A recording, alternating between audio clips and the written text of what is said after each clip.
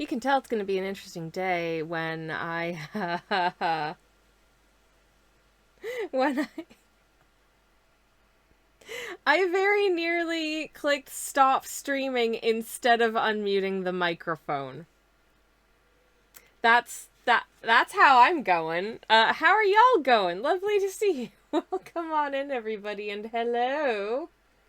Welcome to the stream. SB, thank you so very much for the 10 stream steak. Enjoy your delicious, delicious steaks and whatever they may be composed of, and with whatever accoutrements you prefer. It's lovely to see you. I hope you're well. Welcome in. Turnip, hello, hello. Thank you very much for the lurk. I hope you have a wonderful, wonderful lurk. And hello, Cranky. Welcome in. Hello, friends.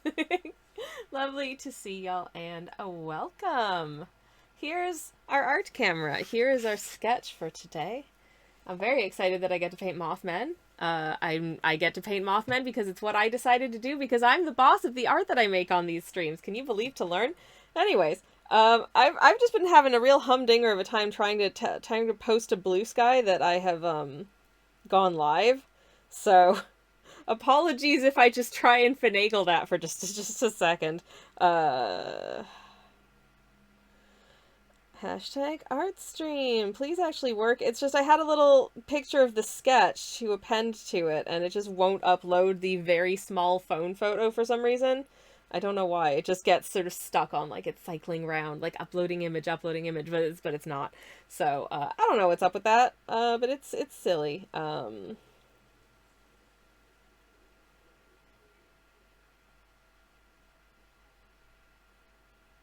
So I'm just typing in alt text sketch of 2 Mothmen at a pride parade. There we go. Anyways, maybe that will make people want to watch the stream, or maybe it will make them decide that they didn't want to in the first place. Either way, it doesn't matter. Welcome in, friends. I hope that you are having a wonderful Monday. I hope you had wonderful weekends also. I can't tell you what sort of weekend I had because I don't remember at this point. It was very hot. Oh, good. It seems to have actually posted to Blue Sky. Fantastic. Okay, I can stop worrying about that now. Not that I'm mad. I honestly don't look at the... if you stream on Twitch, you'll know that the, like, statistics that you get for the various things that you see and do as a streamer are pretty... they get pretty granular in many ways. Like, it'll tell you, you know, sort of, oh, how many viewers arrived at your stream via the app? How many viewers arrived at your stream via, like, external websites? What websites were they? All that kind of thing. I don't look at any of that stuff. I don't know if anyone looks at any of that stuff. I just blast as far and wide as I can that I'm streaming in the hopes that, like, no one who might want to come watch the stream will miss it. And I have to imagine that most of the people who see any of those posts don't want to come watch the stream anyways, which is fair, you know. Like, live events, they happen at a certain time, and a lot of people aren't available or don't enjoy that kind of thing, and, like, it's whatever. It's fine. I'm very grateful for the people who do turn up. Like Ernesto here. Hi! Happy Monday to you, too. Welcome in. I hope you're having a lovely day. I hope you had a good weekend. I am moisturizing my hands because I'm just now realizing how incredibly dry my skin feels. So I've got some Norwegian formula hand cream here, which is very thick and good for, I don't know, fishermen out on the cold Nordic seas, I suppose. Or I think that's the intention anyways. I don't know. It's very basic, it's unscented, and it's sort of forms a nice, like, protective barrier over your skin so it doesn't dry out again super quickly, which is nice. It's probably, like, glycerin and good stuff in it like that. Anywho, just before stream I was on a fun adventure doing a little bit of writing for my upcoming video about milk. I say fun. I don't know if anyone is going to care about this other than me. It's just one of those rabbit holes that I fell down because I noticed some curious discrepancies between dairy products in different countries, and it was like, huh, is that worth exploring? Probably not, but what if I do it anyway? So I'm gonna. Anyway, so that's what I was up to earlier today. Apart from the usual, you know, sort of like housekeeping, answering of emails, filing of this, that, and the other, and all the other things that I have to do in order to keep the lights on. But anyways, Mothmen, am I right? They're so cute. I'm glad that these Mothmen exist. They're nice to paint. I did quite a bit of painting on the weekend. I have some, like, I would say 2/3 to 3/4 of the way finished paintings for a specific thing that I cannot show you yet. So you'll just have to wait on them, I guess. And I also started a sketch of thing, sort of in the camp of stupid Blorbo art I kind of just do for myself because I don't think stream would be interested. And this is so sad. There used to be 2 people in this sketch. And I had to delete all of this guy except for, like, his hands that you can see here. And I've redrawn in his nose because I initially drew him way too short. And I was absolutely gutted about this because other than the fact that he was, like, a good 6 inches too tittle, compared to his companion here, he looked so cute. Like, it was such a good sketch, but he was just way too lil. And I was like, this is gonna look weird. He shouldn't be my height. He's not a hobbit. So I took a picture of him for posterity, and then I had to delete my art, and I'm starting over. Now, I'm aware of the fact that, like, I do have rudimentary Photoshop skills, and this is conceivably something I could have fixed in post. I could have just, sort of, like, I could have just magic wanded around that guy, moved him up slightly, and then sort of cloned in some longer legs. But I was like, I don't like doing that. It doesn't feel, I don't know, not exactly like cheating, because obviously that's just something that I could super easily do if I was just working on a digital canvas.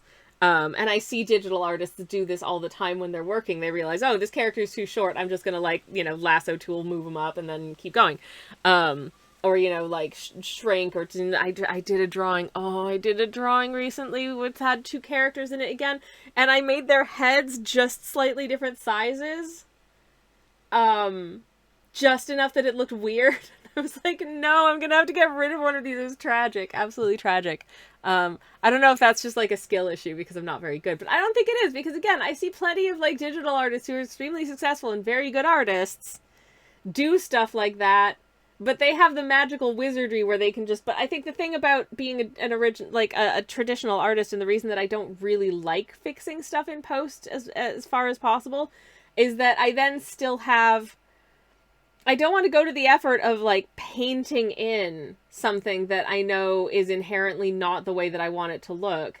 Finishing with, like, an original painting that exists physically in, like, the tangible world space on paper that I do not think is good enough feels bad. I want it to be as good as I can get it to be, as good as I want it to be in this, like, tangible form. Just for me, I guess, because I don't typically, apart from like commissions, I guess, and I have like a subscription tier on my Ko-fi and Patreon where you can get, like, little A7 sized original paintings. I don't really sell, like, my originals. Like, I'm not going to sell my original of this, and I have various reasons for that.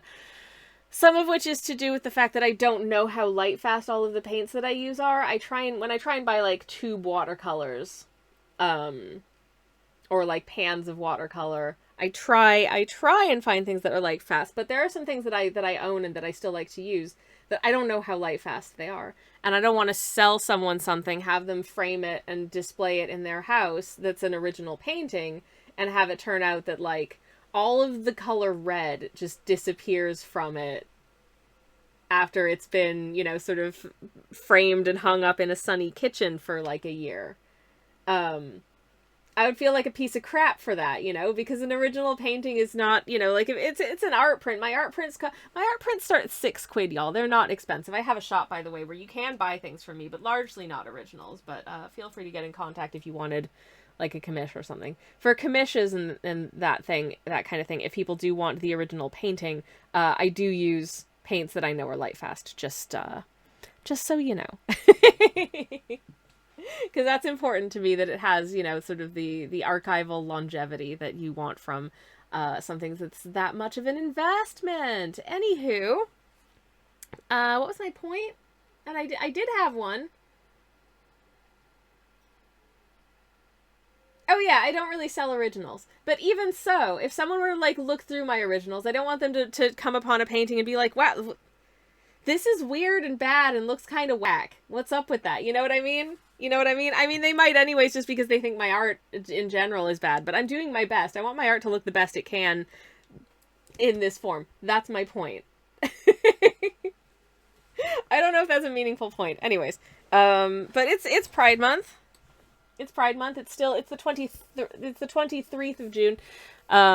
So I wanted to do some more Pride moths, and I was like, what I want to paint the Mothmen at Pride Parade. I want to paint the Mothmen at a Pride Parade. So that is what I'm doing here.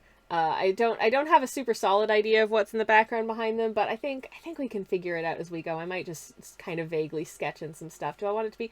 I'm thinking, did I want it to be like on a city street, kind of like, you know, like London or something, or do I want it to be like in a park? And I think it might be nice if it's kind of like a more park type situation, like there's flowers and in various colors, like, you know, some like wildflowers behind them, some trees, happy little trees, a beautiful blue sky. I don't know. Or I could do they're walking past some buildings that have like, you know, little sort of flag buntings in the windows or something like that. I can't decide because I'm deeply indecisive, but we'll get to that when we get to it. I have a few minutes to brainstorm. Anyways, I've just reminded myself, okay, I'm sorry, I'm going on so many tangents today. I'm going to grab my paints. So I'll just be 1 second. Bear with. I'll be back in a second.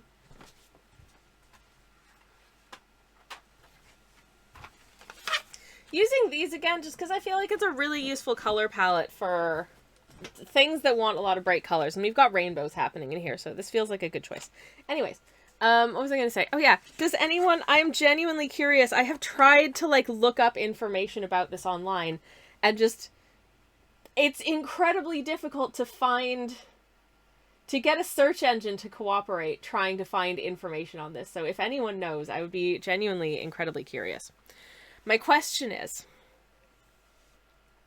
has anyone else noticed that within the last year, I would say, film trailers have started doing this thing where if a film is releasing in cinemas on July 2nd, the voice at the end of the film trailer will say, in cinemas, July 2.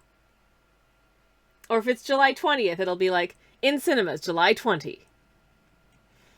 No one speaks like this in real life. No one. I think everyone generally understands and I can't remember the specific like grammatical term for it, but you know, the fact that if you're referring to a numbered date, like my birthday is May 25th, I would not say my birthday is May 25. That's wrong. That feels bad.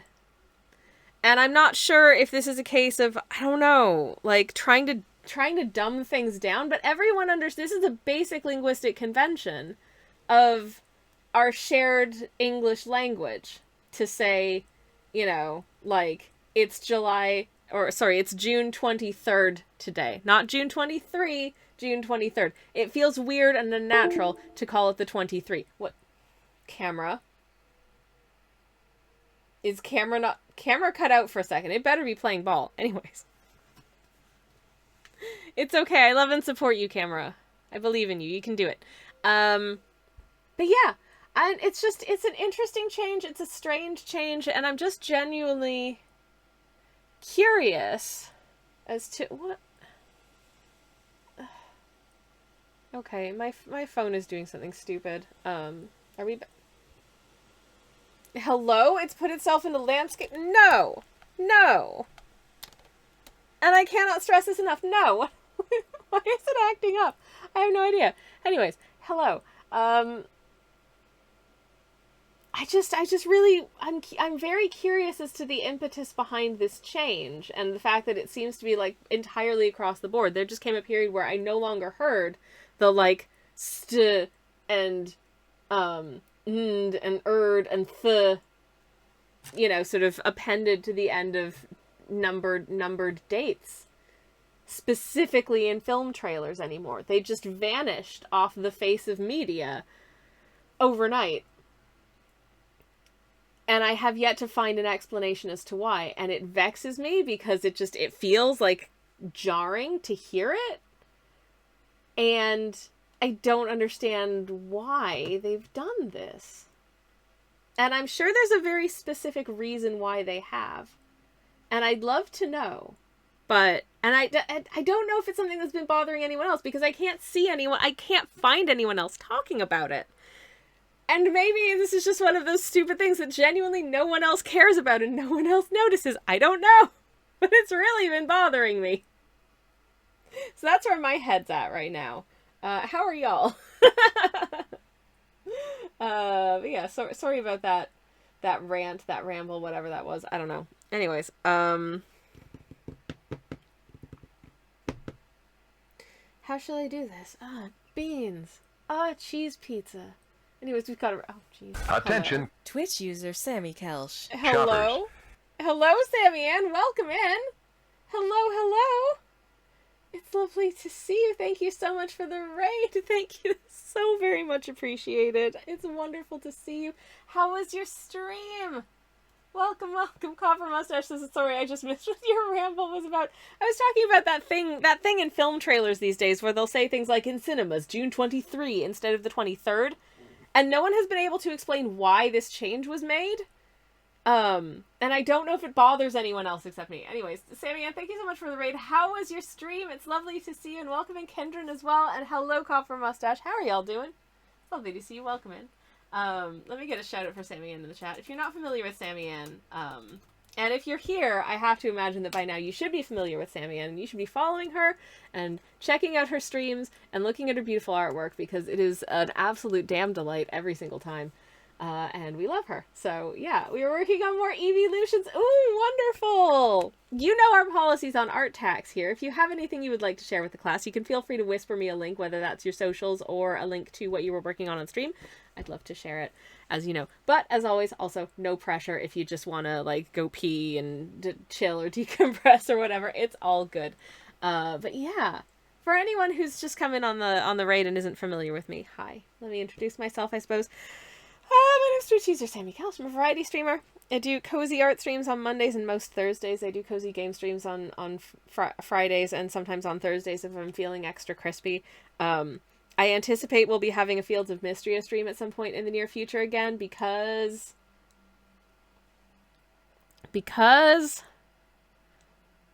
they're releasing an update next month, and I think it's going to have some fun, interesting new features that I'm really looking forward to digging into. So I guess we'll soon find out. Anyways, we'll see if I can remember the character voices that I did for all of the characters. I don't know if people hate that, but I find it really fun to do. Copper Mustache says, I just realized it's been an eternity since I've seen a movie trailer.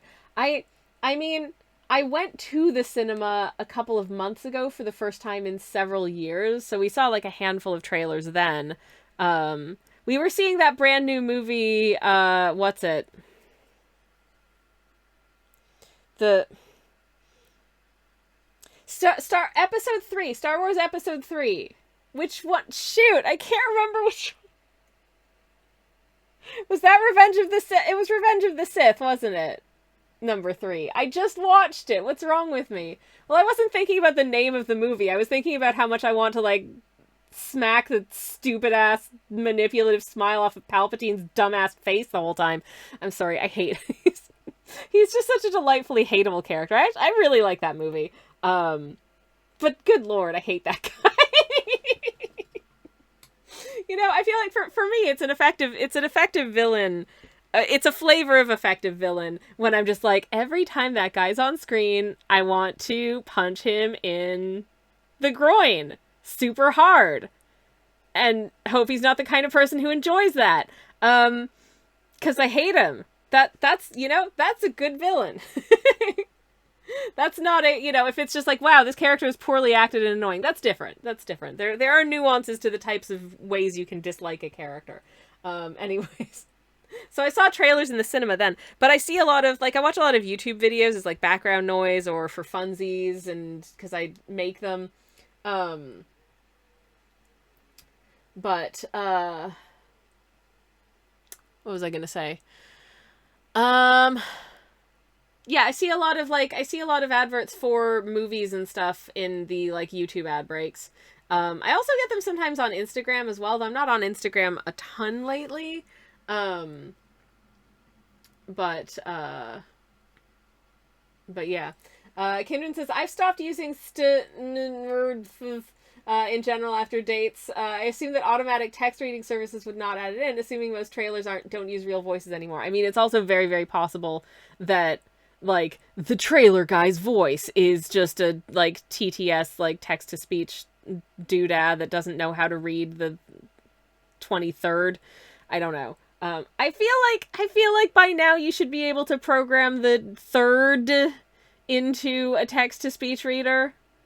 I mean, just type the number out manually, like 23rd, if you have to, using letters. It's not that hard. It will take an extra 10 seconds of your life to do it. Anyways, and oh yeah, Sammy answers with regard to the Star Wars, and like you want comeuppance in Episode 3, but you know it isn't happening. That's the most frustrating thing about it's a prequel, so you know exactly where it's going, and you know it's gonna be bad, and it's just like, I know eventually this is gonna be good, but it's so sad. The ending of it is so sad. Because technically it's the end of like an arc of 3 films, and it has such a depressing ending as a result.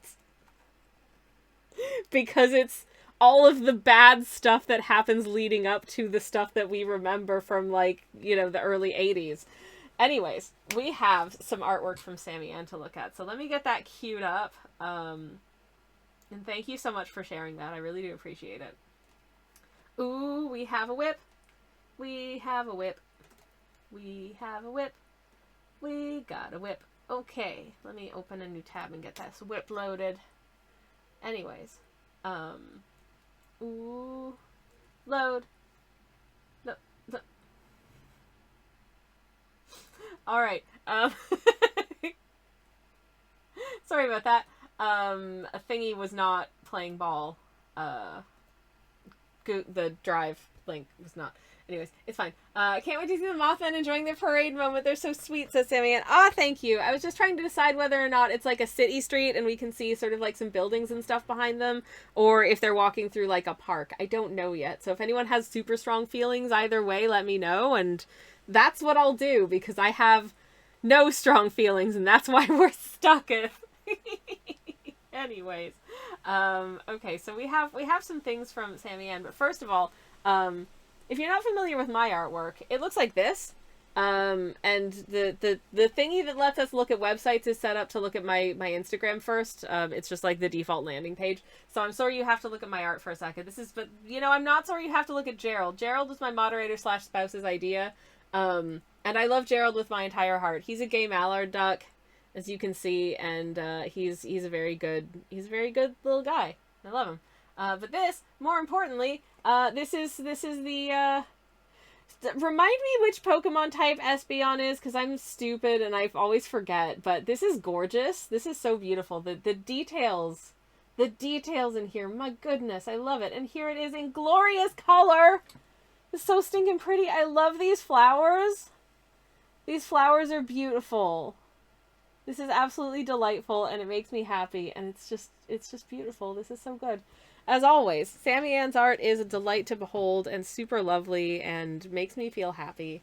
And this is such a cute front, and I love them. And Psychic. It's the Psychic Eevee evolution. Eeveelution even. Thank you. Thank you, thank you. I don't know why I didn't remember that. I'm bad at it, but yes.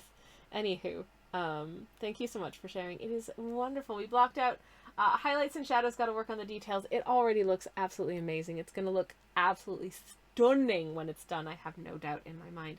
Let me get another shout out for you if I can. Just in case anyone is not following Sammy Ann yet and would like to do so, you can do so right there. And there it be. Anyways, I have a Pokemon fan in the house, says Sammy Ann. I have to know these things. If I don't, their info dump will remind me warmly. Oh, bless. Oh, bless. Do you know the names of every single Pokemon to ever exist? Because that would be very impressive. I don't. which is probably why you get such weird, such horrible drawings for me during terrible drawing time. When people ask for the name of a Pokemon that I've never heard of, or a Pokemon that I just honestly don't remember super well, which is also extremely likely. I have no idea how much the mic is picking up the wind, and I do apologize if it is. But if I close the window, I will be super sweaty and probably have to end the stream early, so balance. I have 2 beverages at the moment, by the way. I have a mint tea, and I have the remains of my coffee from earlier. This coffee, once again, was grown in Thailand, and what's it giving today? Getting hints of caramelized biscuit. It's very good. Anyways, I'm very strong on the original 151, says Sammy Ann. Then it's a better guess for the next 300. The rest of the 1300 plus, I have no clue. There's so many. There's so many. Oh my goodness. I'm never gonna catch them all inside my long-term memory. Like that ain't happening. I don't, there's a lot of useless information in my brain, but I feel like that is a little stuck. I'm off for some date lunchtime. Hell yeah. I hope you have a lovely, lovely lunch, Sammy Ann. And thank you again for the raid. I very much appreciate it. And I hope you have a wonderful, wonderful rest of your day. Enjoy your lunch. Have a lovely lurk. Right. Parade time. Parade time. What should I do?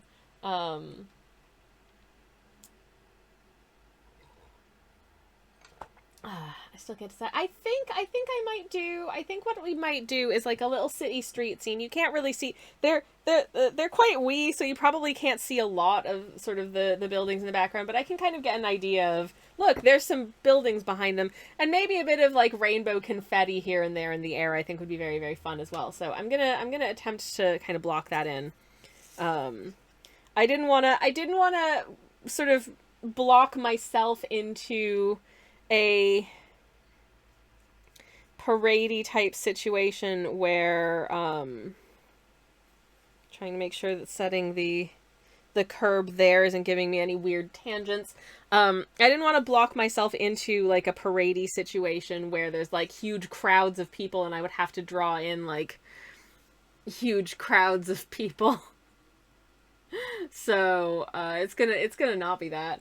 But how gay are these Mothmen on a scale of 1 to 100? Asks Copper Mustache. I'm assuming that 100 is maximum gay. The 110. They are a couple of queer little fellas. I don't know, if there's one thing you can kind of be assured of with most of my artwork and the characters I draw is that they're probably not cishet.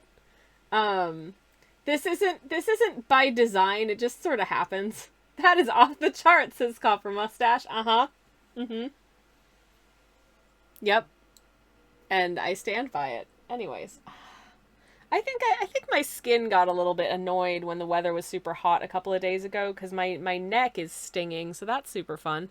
Does anyone else get that? Where it's just like you're not even in the sun, you're like avoiding direct sunlight, and yet you still get just like your skin just gets angry because it's been hot out. I don't know, maybe that's just me.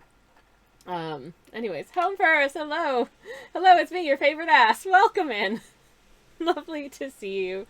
Hope you're having a truly beautiful, lovely, wonderful, and fantabulous Monday. Hello, welcome in. It's wonderful to see you. I was actually speaking of queerness. I don't know if this is a weird observation. I'm a bi person. I don't know if you know this about me, but I'm a bi person. And one of the things that is sort of a weird like hallmark of bi-ness to me is that, like, you know, I'm attracted to, like, the whatever genders, like, the same one as me, whatever the hell that is at this point. I don't know and I'm afraid to ask. And also the rest. But it's like, yeah, I'm into ladies, but, like, you know, in a gay way. But I'm also into guys in a gay way, and I'm definitely into non-beanies in a gay way. I can't explain it, and it sounds weird, but I think it I think it stems from the fact that I was talking about this with some folks a couple days ago, that, you know, I think a lot of people kind of come to this weird conclusion or make this weird assumption that, like, okay, say for instance you're like a bi guy, and you're in a relationship with a woman, that's a straight relationship. Well, it's not. It's a queer relationship because at least one of the parties is queer, right? Likewise, if you're like a bi dude and you're in a relationship with a guy, is it a gay relationship because you're both guys? Well, I don't know. Not exactly, because one of you is bi, but it's definitely queer. There's an inherent queerness to being a bi person in any relationship or no relationships, because because queerness is a part of who you are. That doesn't disappear if you're in a relationship that reads outwardly as straight. You know what I mean? That is a queer relationship because there's queer people in it.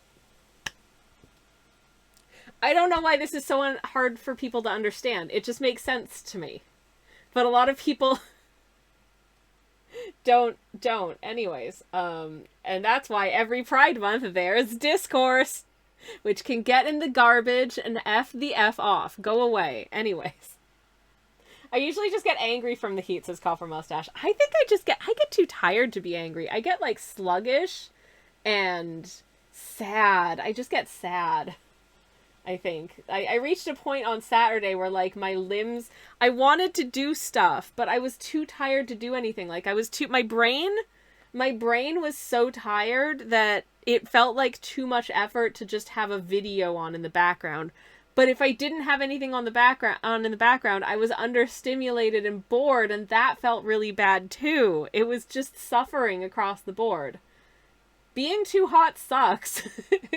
Like, I wanted to draw and paint, and I did to a certain degree, but by the time about 6 o'clock hit, I'd been at it for like maybe 2 hours, and I was just like, I can't do anything anymore because my arms are exhausted. They feel like they're made out of lead. It sucked. Anyways, I hate the heat, as you can probably tell. HomePro says, I realize half the people here don't know what my nickname is. Probably more than half. Feel free to provide a translation if you would like to do so. If not, yeah. Copper Mustache says, it's a straight man. I just don't question any of that stuff. A man and a woman are in a queer relationship. Sure, why not? Just as it should be. Ultimately, if someone tells you that this is what they are, there's like, you have no reason to question that, and that's. You know, likewise, likewise, if someone was bi and was, say, like a bi dude who's in a relationship with a woman and says, like, yeah, I'm in a straight relationship and I'm bi, I'm like, okay, if that is what makes sense to you, then that's what's going on. I'm not going to refute that for them personally, you know what I mean? But for me personally, that's not the case. Anyways, but yeah. I think more people should have that attitude. If someone tells you that this is what's going on with, you know, sort of their, like, identities or whatever, you should just be like, okay, cool. That's it.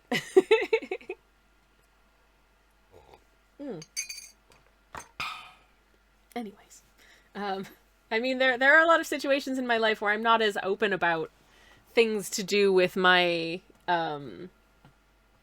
you know, this, that, and the other, than I am here, just because I don't want to have to answer questions.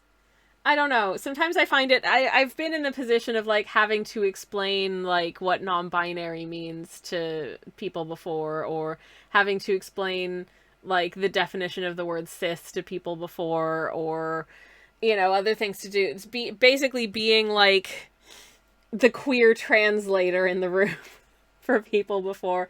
And, you know, I think I think sometimes it's useful to just, if you've never come into contact with any of this stuff, at least knowingly, because there are probably people in your life who are just not out to you, then it can all be kind of confusing, especially if, you know, you're not on the internet, or you're not on the right parts of the internet or whatever. You know, it can be useful to have someone just sort of sit down and be like, okay, this means this and this means that. It's fine.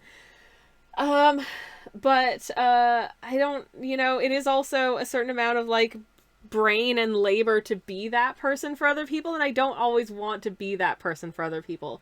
So, as much as I regularly go out wearing like, you know, a pronoun pin and my little like Pride Kraken pin and stuff, I also don't really want people to just be like, hey, you're queer, can I ask you some questions? And oh, I'm tired.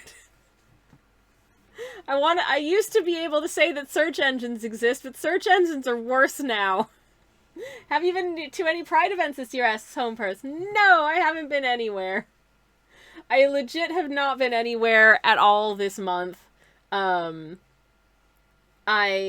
think I missed my local Pride event, probably.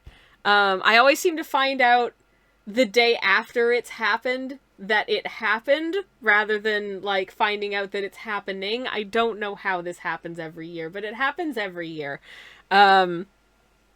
But also, like, you know, obviously they do like a massive parade in like London, and I went to that once and I found it really is super crowded and super overwhelming, and I was there with one friend, which I think made it bearable, because when we were kind of like, okay, we're tired, we could both kind of we could go together and sort of like duck down a little side street and go find some place to have like some salads for lunch and then go get cake. So that was nice. That was our little outing for her birthday that year. But I haven't been to it since. And yeah, I've kind of more I've just been celebrating at home. But anyone else? Has anyone else been doing any Pride event stuff? Have you had a nice time? I hope you have, if you have done. 'Cause it's a good month to be.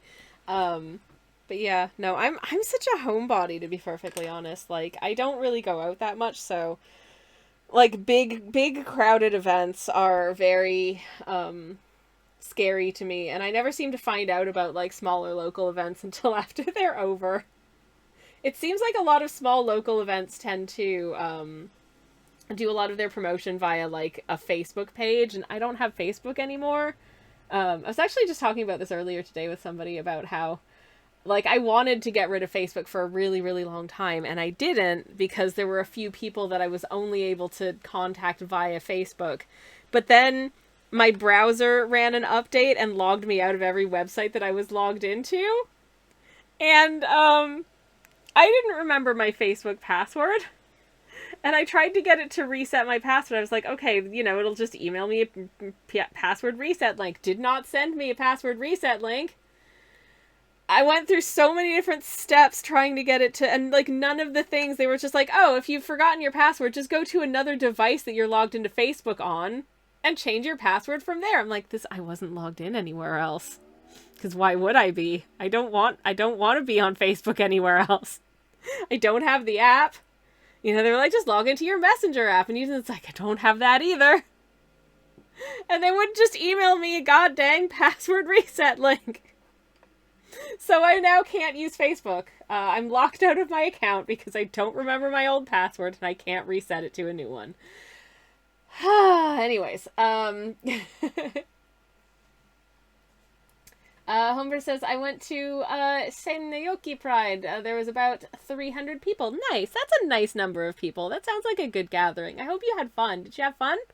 I hope it was fun. That's really nice. This is my vicarious visit to a Pride parade this year, I guess. Because I haven't been. But yes.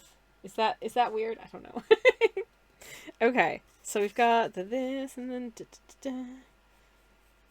this. I'm gonna make a vaguely straight line, but also, you know what, this is, I'm gonna assume that this is, I've drawn these guys in London before, so they're in London for Pride. And to that end, it's okay if the streets and the buildings look a little bit wonky, because London is old and decrepit, so, like, that tracks. It's fine. Anyways, I'm just, my phone is running very low on battery, but I'm just gonna look up some pictures of a bit of London so that I can remember what colors the buildings are and can tailor my little background accordingly, because I think you see a lot of like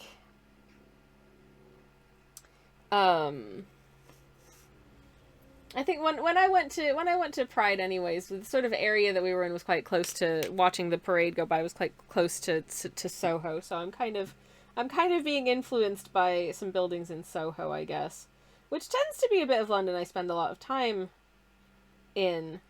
I don't know. It's just it's centrally located and it's near to a department store that has a really good fabric shop, and I have very good priorities. Um, I think that's a very good priority, anyways. Your mileage may vary. Um, but yes, how has my tea cooled down enough that I can safely drink it? I hope so. Mm-hmm. Mm-hmm. Mm. Good. Okay. Um.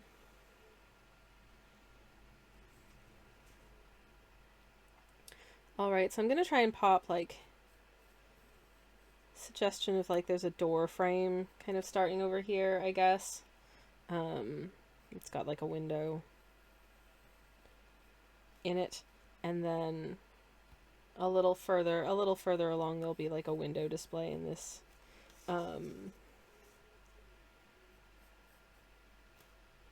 this little shop front, this little city shop front, which goes to about here, let's say. And then we have a little division here, and then there's another building sort of butting up against it, I suppose. I had a great time since Home First. Hell yeah, and I even got a new friend. That's awesome. I just went to complete their just went to compliment their battle jacket, and we decided to go to a pride party together. Oh, that's awesome. That's super cool. I love that for you. Hell yeah. Hell yeah. What is... Okay, there's like a delivery van backing up outside, so sorry if you could hear weird weird, like... I don't even know how to describe the sounds that they make. But like you'll have heard it if you heard it, and if you didn't, then it doesn't affect you. And to be honest, I hope it's the latter because this is really weird. Anyways, okay, I'm gonna have a slightly sort of recessed door here, I think. So door to about here. Well, you can't really tell that it's recessed, but actually, maybe if I just go like that, but you can't see any of the perspective gubbins. So this is just gonna look a little bit weird, but just trust me on it. Or don't. I don't know. There's gonna be a window in that door. Okay! Alright. We have... I meant battle jacket, says Home First. I figured you probably meant battle jacket. And, I bet it was rad. I've got a battle jacket. It's, very soft. I made it myself. But anyways, trust the process, says Copper Mustache. I'm trying my best. Speaking of the process, now that we have some vague shapes in the background, which, again, are hopefully more or less parallel, but I'm not super concerned if they're not 100% parallel, because if you've seen buildings in England, you know that sometimes they're real crumbly and old. And sometimes those real crumbly and old buildings, the foundations go a little bit wobbly after a few hundred years. There are some very famous examples. I think it's a bookshop in like Canterbury in Kent, where the front door is like this. Because at some point the foundations just kind of went... So you have this, like, the front door of the shop is just absurdly on the piss. It's delightful. I haven't been to there. I haven't actually been to Kent in a really long time. The closest I've been to Kent is, I guess I went through it the last time I took the Eurostar, but that's about it. And then, oh, did I visit? I did visit Kent on a holiday some years ago as well. I do like that part of the country, but it's not cheap. It's not a cheap place to live, so it's not some place I'd likely ever move to, and it's just far enough away that it's kind of a faff to visit from where we are. So unless we had like a really specific reason to, we're not likely to, oh, let's go on a holiday to like... Also, I don't know if there's enough to do in some place like Canterbury to go on like a several days holiday unless we were like visiting people. So I just haven't in a long time, but there's some stuff out there that I really, really like. It's really beautiful for one thing. But, yes. Anywho. Okie dokie. Where was I? Oh yeah, Kent. It's not too bad to get to from if you live in London, though.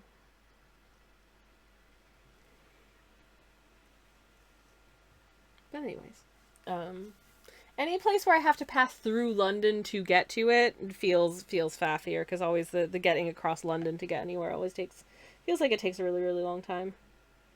It's like there was one time that we went to visit some friends in York, and there is a train that goes directly, or there can be a train that goes pretty much directly to York from where I live, but it ended up being like significantly more cost effective and not really take a different amount of time to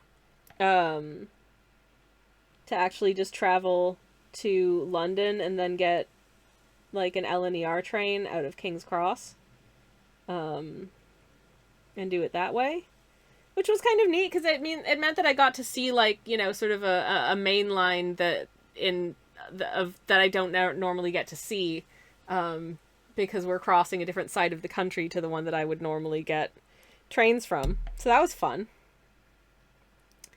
But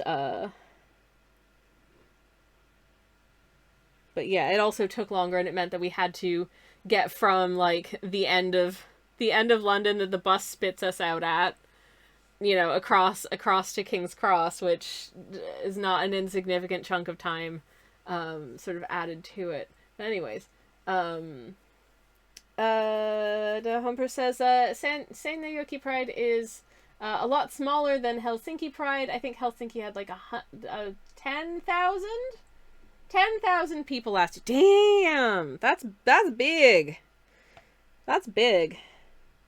That would feel like, I think, fairly close to an overwhelming number of people for me. I am just a little creature. And I won't go to like a big stadium. I rarely have had cause to be like, oh man, I really want to see this performance, but it's like a big stadium show. But if I did, I think I would just sit it out, because even that's too large for me. Oh, Biddle Boy. Lux, hello. Lux says, hi, gay. It's not 47 right now, just 44. How? That's not fair. That's not fair. I'm so sorry, my friend. I'm waving this iced coffee in your general direction, hoping that it helps. It's nice and cold. I'm so sorry. Anyways, hello, friend. I'm drawing some mothmen at a parade. And I hope that you're, I mean, this goes for everybody, but I really, especially if it's like hot as balls out where you are, I hope that you're hydrating. Please stay hydrated, whether that's a good old sports drink, or plain old water, or a tall glass of milk. I don't care. Just put fluids in your body, okay? Take care of yourself. I love you. Anyways. Oh boy, just speaking about it is bringing back my heat-induced trapped nerve pain in my arm. Oh good. Oh good. Love that for me as well. But anyways. Where was I? Oh yeah. Large events with huge crowds of people. Not for me. There's a good chance if I ever go to like a big like Comic-Con or something, and I haven't been to anything like that in many, many years. But pretty much every time I have done, I've at some point had to just like leave and go someplace quiet, because I'm just thoroughly overwhelmed by the amount of person everywhere. It's nah. Anyways, in other gay news, says Lux, Toronto Pride has a big budget shortfall and is crying poor and all that, but there's hope that it means it will return back to its roots instead of being a corporate pinkwashing event. So hopefully, I would love that for you. Like, as much as I appreciate rainbow capitalism as like a cultural barometer for like, would corporations rather be seen as supporting the queers, and capitalizing on the money that entails, or would they rather sort of shy away from that stuff in order to not alienate like crappy people?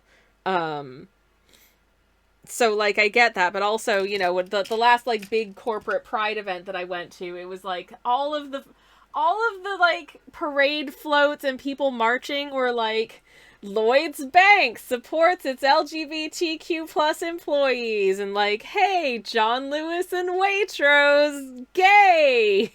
And it's just like, okay.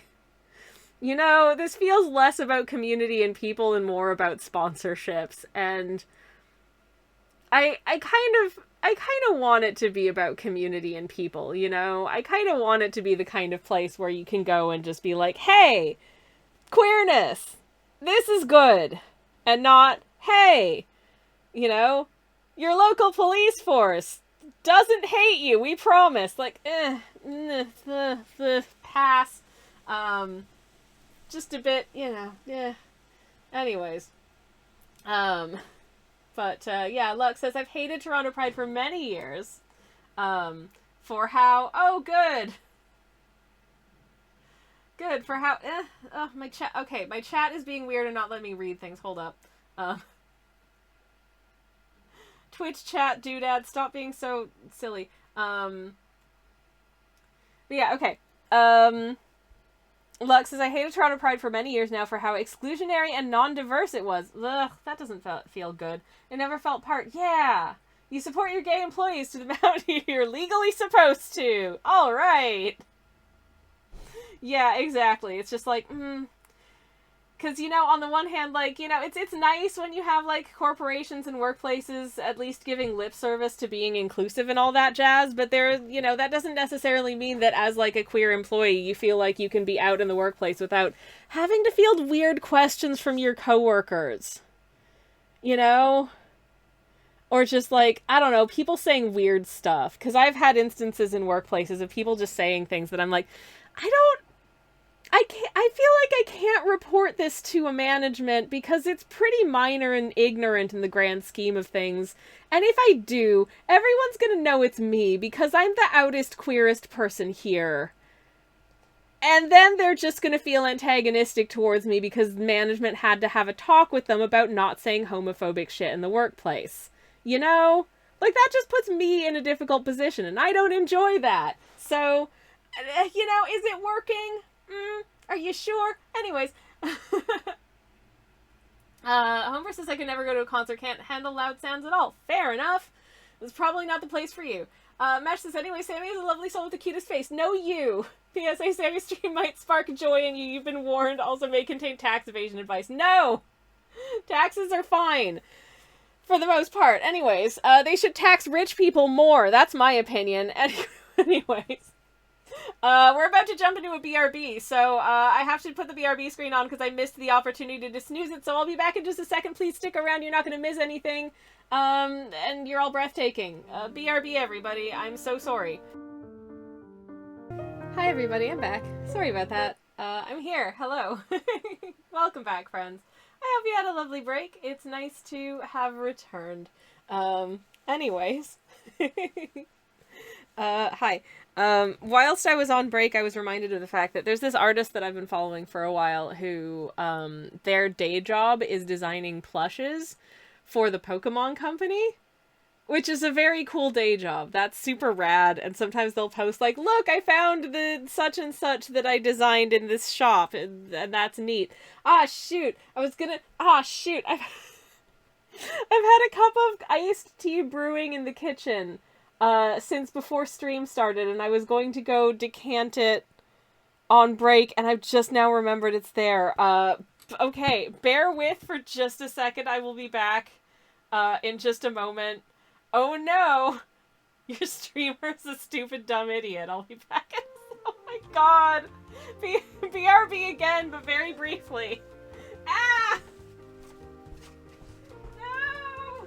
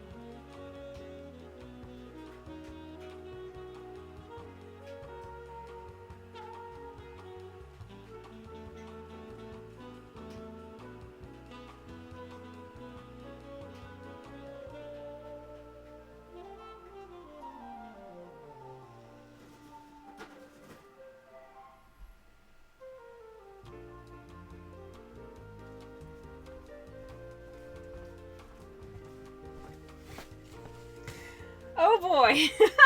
Sorry about that. Oops. Where the heck is my art? Okay, there's my art camera. I'm sorry. Oh my goodness, what a ding dong. Anyways, so I have my iced tea now, which is probably incredibly strong, but hey, you know, this is like an herbal tea, so it's not gonna go bitter. It's just pineapple and turmeric, which is honestly, it's such a winning combination of a tea. Here's some tea stirring ASMR, I guess. I don't know if that's appealing. Is that good sound or is that bad sound? I don't know. I hate ASMR, so I can't really comment.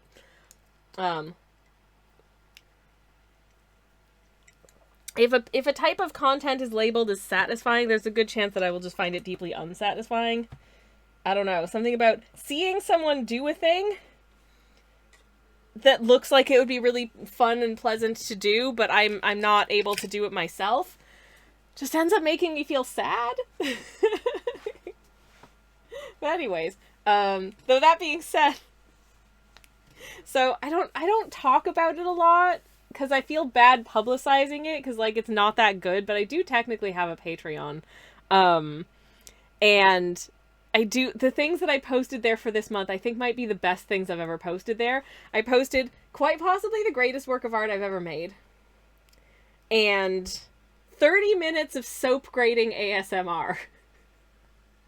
Which I imagine will appeal to literally no one, but there's a very slim chance that like one person will be like, ah yes, this is a sound I want to hear over and over for 30 minutes. It won't be. It super won't be. Anyways, nice sound, says Mesh. Awesome. I'm glad it was a nice sound and not an annoying sound. Sammy's fine, says Mesh. Yes, perfect. Perfect. Perfect. Perfect. Anyways, I think I can finally start painting now, maybe. I think we're ready to maybe do a bit of painting. Wild, I know, but I think we might do. Okay. So, I need the color of pavement, which I guess I'll just use this existent blob of gray for.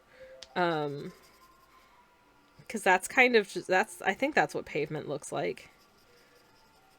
I don't know. Clearly I don't spend a lot of time looking at pavement. I could look out my window, because technically I can see the street from here. Yeah, it's like gray. Okay, this'll do then. This'll do quite nicely. Quite nicely. So I'll try and this splodge on my palette has kind of expanded and gotten really messy, so maybe we can try and clean it up a bit doing this. I don't know. Anyways, just gonna decant some out here so I can kind of dippity dip. Okay.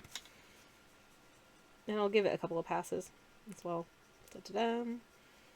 Dee-dee-dee. Anyways. Ooh, how exciting. It's only an hour and 10 minutes-ish into stream.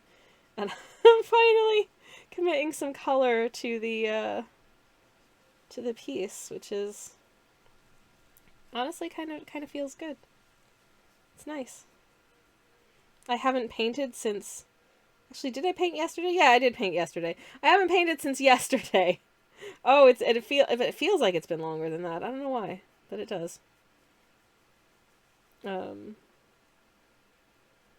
I've really been looking forward to doing this piece because I love these little guys so much. I think they're so fresh. And they make me happy. So this is a fun time. Okay. I'm going to go over this again because I want to add a little bit more. I want it to be a little darker. So that's what I'm going to do. Anyways. What's everybody up to this week? Do you have any exciting plans? I hope the weather isn't going to be too taxing for you wherever you are. We had some nastiness last week, but I think it's kind of gone away for the moment. It'll probably be back, but for now, we've been granted a little clemency in the meantime, and I'm very grateful because, oh man, I felt like crap.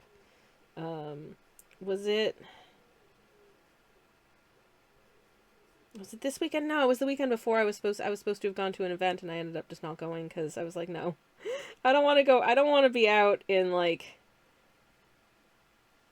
feels like 30 million degrees weather in central London at the hottest day of the year at the hottest time of the day.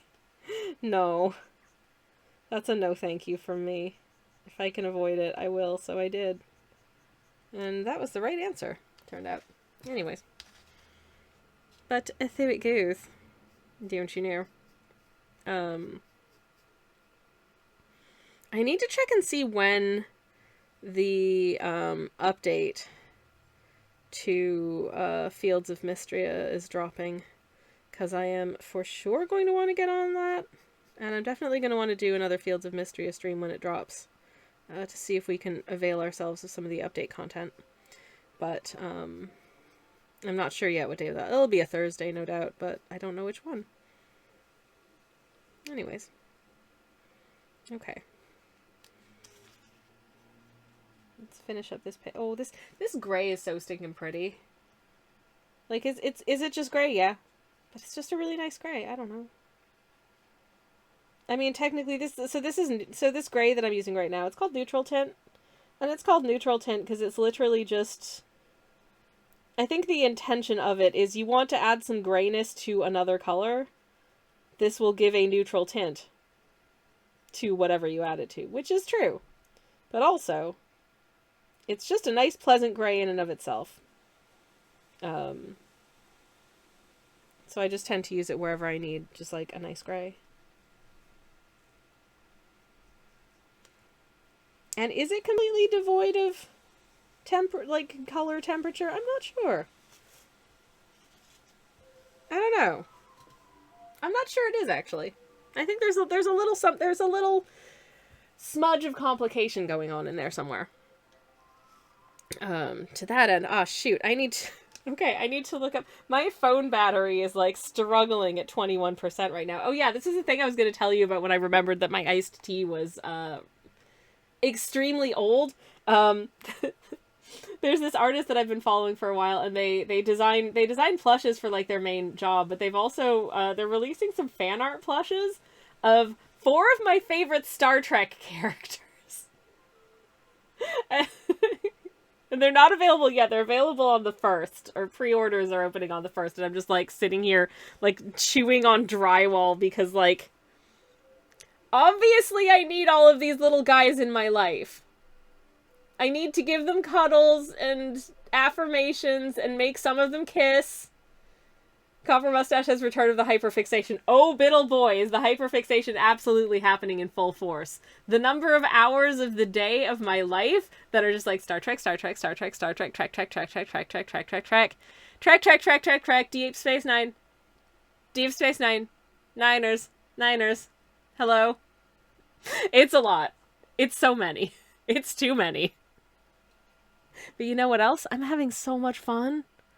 Oh boy, I'm having a great time. It's delightful.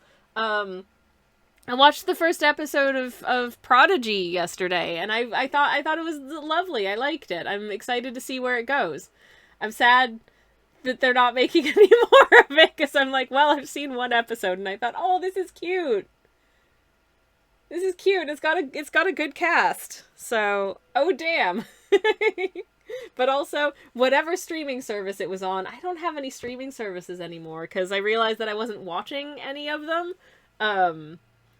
If they had a streaming service that was just nothing but Star Trek, and I could pay like a couple quid a month to just like watch just binge watch a butt ton of Star Trek that month, I'd probably do it. But I don't care about any of the other stuff. So, oops. Anyways, I will say the Blorbo art that I was working on off stream had to delete my art and have to redraw the second figure because I drew them like 6 inches too short. This is Star Trek fan art. As you can see by the like tacky civilian clothes.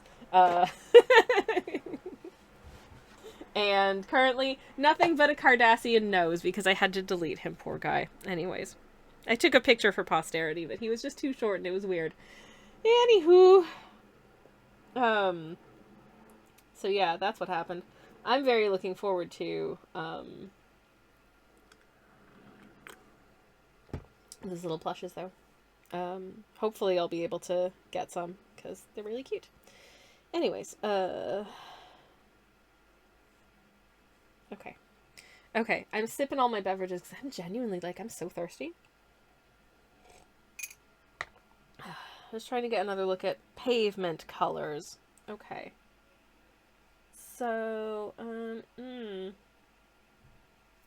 pavement is a slightly different color, so I'm gonna need to do some adjusting, do some zhuzhing, and try and make pavement gray, because pavement gray is not the same as this gray. They are different grays. Concrete gray as opposed to asphalt gray, I suppose. So I'm gonna see what happens if I just wang some of this in here. How are you? It's close, but it's still not quite what I'm after. What if I add some? I don't want to add so much that I turn it brown, but it's a slightly warmer gray. And now it's brown. Ah, flip. Mesh has redeemed a hydrate. Thank you so much. I'm going to take a big sip of my mint tea. I do have 3 beverages now. Energy, hydration, and hydration plus fun plus technically an anti-inflammatory because it's full of turmeric. Oh my god, that's so good. I wouldn't have thought, yeah, I want an iced tea that tastes like, that has a distinct turmeric flavor to it, because in my mind, that's like a warm things flavor. Because, you know, it's quite sort of like soft and earthy. But, when you pair it with pineapple, it's really refreshing. I love that. Anyways. Did I just drink all of my beverages? Oops. Well, I say oops, but also yum. Delicious. Okay, I think I'm just gonna, all of this goes together. Now we have, hopefully, that still looks really brown. Shoot, do I need to add more of you to this? I'm making way too much because this also needs to be watered way down because that's gonna be way too dark. Heck. Okay, I'm just gonna, I'm just gonna lay some of this on here and see how it looks. Yeah, that's a little too dark.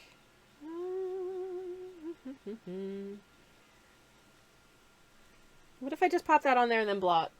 I'm just gonna pop and blot.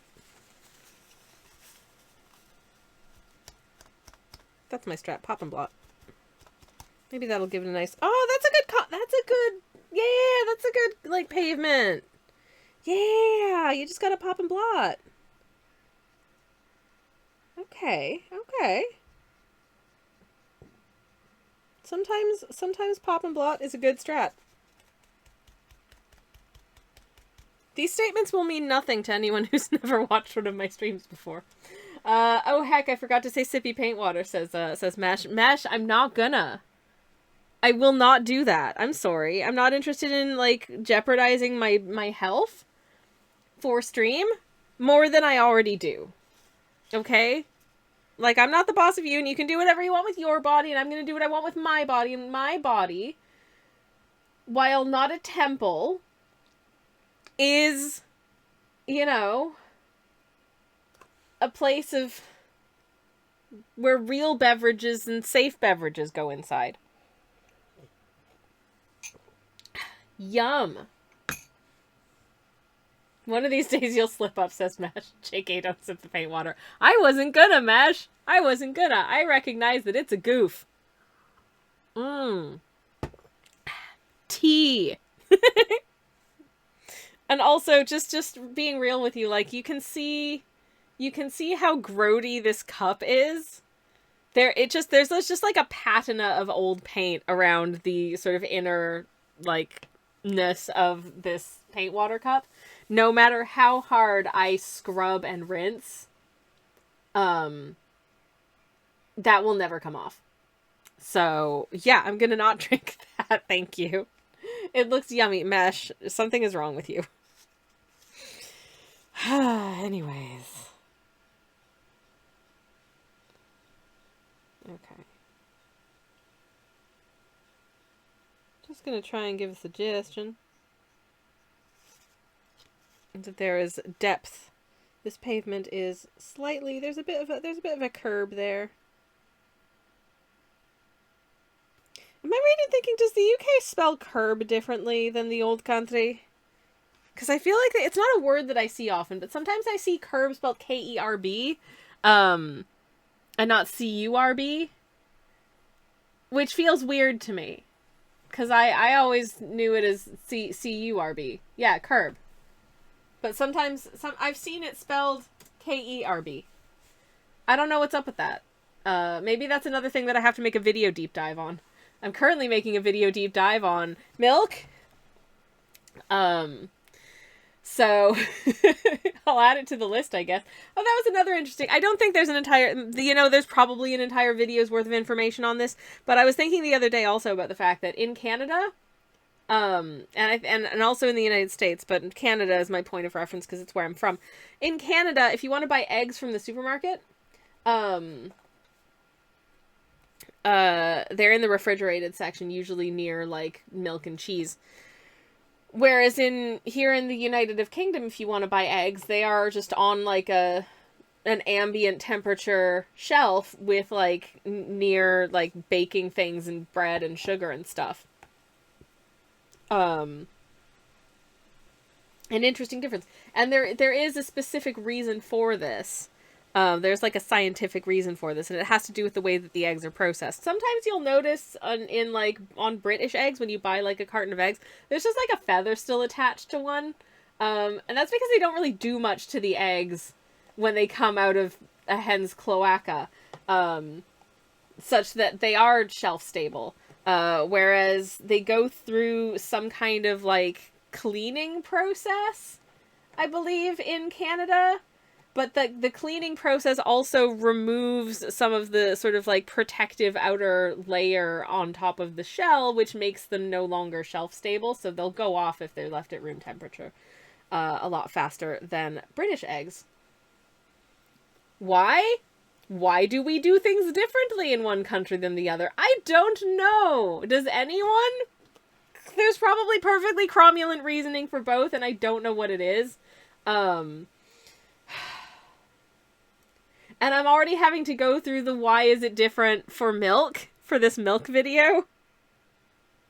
So I might keep it a little bit more concise and just add the egg thing to like a numbered list or something. Because I've got a whole bunch of like little things that don't really make up a whole video themselves, but will probably end up being in a numbered list. The internet loves a numbered list, so I hope that video does well. I have a YouTube channel, by the way.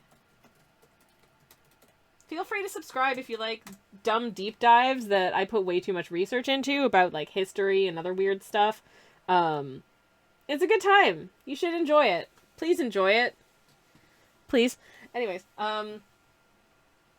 right. Okay, so Mesh says that in British English, curb, Kerb, curb, is a standard spelling for the physical edge, while curb is used for the verb meaning to limit or restrain. That's what I thought. But then in American English, curb, C-U-R-B, is used for both the physical edge and the act of limiting or restraining. Indeed. And I guess, I think Canada also uses curb, C-U-R-B, for both. Unless I just never seen the word curb written down except in American literature until I moved to Britain. I don't know anymore. Anyways, Mash says, for your egg video, may I suggest going into how Americans have to refrigerate them because they wash them and wash out the protective bacteria on the shell? Yes. I shall do this. There will be chatter about the egg thing. Egg, exclamation mark egg in the chat if you want an egg fact. Which is the same egg fact as ever. I really need to preload. I need to find like just a gazillion egg facts and have them cycle through. But did you know that a sunfish can release up to 300 million eggs when it spawns? That's a lot of eggs. Thank goodness they're really tiny, or that would really be difficult on a fish's whatever the eggs come out of. Is it a cloaca? I don't know if I don't actually know what the exclamation mark Sammy. Hey, why is there no Sammy fact? I mean, you could just ask me a question about myself. Unless it's like deeply personal, I'll probably tell you. Just I won't really unless you're asking me to dox myself, in which case I will politely decline. Anyways, I think about this sometimes about the fact that I am I'm a pretty intensive, like, I feel like I overshare a lot on stream, like I ramble a lot here, and yet I still consider myself a relatively private person in other parts of my life. I don't know if that's contradictory. Do I contradict myself? Actually, you know what? Yeah, I contradict myself. I contain multitudes. Thank you, Walt Whitman. That is one of my favorite poem quotes because it's applicable so often. Anyways, is your name Sammy? Yep. It is. My username is just my name. That reminds me. I felt so bad earlier today. So I had commented on someone's YouTube video, and as it was relevant to the conversation, because it was about how social media is worse these days, basically, was the topic of the video. It was a very good video by a fellow named Henry Lewis, if you haven't seen it. I think his videos are pretty good most of the time, or at least the ones that I've seen. But he... So relevant to the topic of the video, I mentioned that, like, I can't really not have some kind of a social media presence as an artist, which means I can't just be like, oh, social media sucks, so I just don't use it. You know, like, I can't not as an artist, because otherwise no one would ever see my art. Going through, like, traditional, like, artist channels and places in real life, absolutely terrifying. I can't do it. I can't do it. I tried when I was younger, and I'm like, I can't do it now. No. I have to rely on the fact that the algorithm is going to send my artwork to people who want to see it at this point, because nope. Anyways, my point, and I did have one, is that, so I made this comment about, you know, sort of as an artist, I can't really just choose to bow out of having a social media presence, because I kind of need it, because I want people to see my art, and there aren't really a lot of other good places to do it. And someone replied to my comment and was like, "Oh, a watercolor artist. That's cool. What's your Instagram? I'd love to follow you." And I'm like, oh no, that was not supposed to be like. I was joining the conversation as someone who, like, relates to this video and wanted to add a comment to it for algorithmic purposes, because, you know, the algorithm loves engagement on stuff. And now someone's asking me to, like, promote myself in the comment sections of, like, another person's channel, and that feels really gauche and inappropriate. So I didn't really know how to reply. I think I did just say, like, it would be like super bad etiquette for me to drop my socials on, you know, like, the comments of Henry's video. So I'm gonna not do that, but thank you. Though technically my username is just my name. So, like, if you want to look for me anywhere, you can just do that. But even that felt bad to say, because I'm like, I explicitly do not want to self-promo on, like, inside other people's comment sections. That feels really bad. But also I don't want to just ignore that question, because that feels really rude. So it was like, I don't know what to do with this. Ah! Oh no! The struggle she existeth. It was, I don't know, I felt really bad. And I suppose, you know, if the original poster decides that, like, that feels a little bit too self-promotional, like, that's too close to a self-promotion to be in the comment section of my video, I'm gonna delete that. Like, fully respect if they decided to do that, because, yeah, I felt bad posting that, but I also would have felt bad ignoring the person who asked, where can I find you? I don't know. It was just all bad. It was just all bad. Did I do the wrong thing? I honestly don't know if I did the wrong thing. I try and be really mindful of, like, putting an ad for you on my own channel right now, says Mesh. Ah, beans. Ah, beans. Anyways. Yeah, no, I mean, I always feel like, even when it's, like, requested, like, when I, you know, sometimes depending on the streamer and how they're feeling or what their, like, setup is, because not all streamers are like, hey, do some self-promotion when you raid them, and that's entirely their, like, prerogative. They don't have to, and I would never expect that. But, sometimes even when they do, they're like, hey, do you want to drop a link to, do you have like a shop or anything you want to drop a link to? You can do that. And I feel so guilty about it, even though they explicitly request it. I'm like, no! This is your channel. It's not supposed to be about me. Which is really stupid because they explicitly just asked me to do it. And I'm still just like, no! Inappropriate! I don't know. I should probably be talking about this with a therapist. Anyways, Joe says, you can find me ascending slowly from the depths of hell after this weekend. Hi, lovely. Hi, lovely. How are you doing? It's lovely to see you. Welcome in. Hello, hello, hello. Hope that, well, I'm glad to see that you are, recovering from heck. It was indeed heck here, this weekend. It was not pleasant. I spent a good portion of Saturday sitting here in the studio with where the microphone normally is, which is just immediately to my left here. Just past the VTuber. Is my microphone. I had to shift my microphone out of the way, placed a small desk fan there, set it on to like full blast, and had it about this far from my face. Sitting here in pitch darkness with the window open, hoping that some little amount of breeze would get through, but the curtains shut so the sun didn't get in. And sitting in absolute darkness trying to paint watercolors. It was an interesting time. Anyways, Mesh says, okay, done. You now have free ad space on my channel. Oh, Mesh, thank you. It's very sweet. I don't stream, but hey, it's free, right? You know? I very much appreciate the gesture. I really do. Joe says, I have been lurking watching the moths. Yeah, it was horribly hot. Absolutely disgusting. Disgusting. It was. I won very slightly and that it was cooler inside than outside, but not by much. And I really hate sitting in a hot box. Absolutely agree, Joe. It is nasty.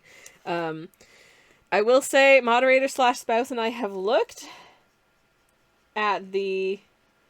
Well, actually, when we were at the supermarket, we had to go to the supermarket and pick up our shopping. We went as early as we could on Saturday morning, so we were there at about, I think, like 10 a.m. I don't normally like to get up and do things very early on a Saturday because I'm tired, and it's one of the days that I'm actually able to, like, that I'm not required to get up early in the morning, so I will often not be up until, like, you know, lunchtime-ish. But I got up a little bit earlier on Saturday morning so we could get out and go to the supermarket and be back by, like, 11 a.m. tops, right? Before the, like, full disgustingness of the heat sunk in for the day. And we did see there was a guy who had click and collected, like a small air conditioning unit. And we were like, huh, how much is one of those? And also how much is, like, running it for a couple of hours gonna cost, like electricity bill wise? Genuinely wondering about that, because, like, you know, we usually don't get super continuous long heat waves, but those days where it does get, you know, up into the 30s is so gross here. It's just... oh, it's awful. And I think the thing is, like, yeah, it's like, oh, but X country, it gets even hotter. It's like, okay, yeah, but it feels extra bad here. Partially because of the way that, like, you know, sort of our buildings are not designed in a way that's actually meant to... they're not designed to cope with heat. So a small amount of hotness ends up feeling real nasty for a lot longer. And it sinks into your house and it just sits there, and, you know, your house is, it's like, when it's like 30 degrees inside your house, feels bad, man. Anyways. So yeah, looking forward to that. Oh my gosh, Mesh says I got mine for $100 and running it costs nothing because of solar, but it does pull like 1,000 watts continuously. Interestingly. That's so cheap. And it works? Damn. I think my moderator slash spouse had found one that was like 300 some odd quid, which is not too bad. Um, but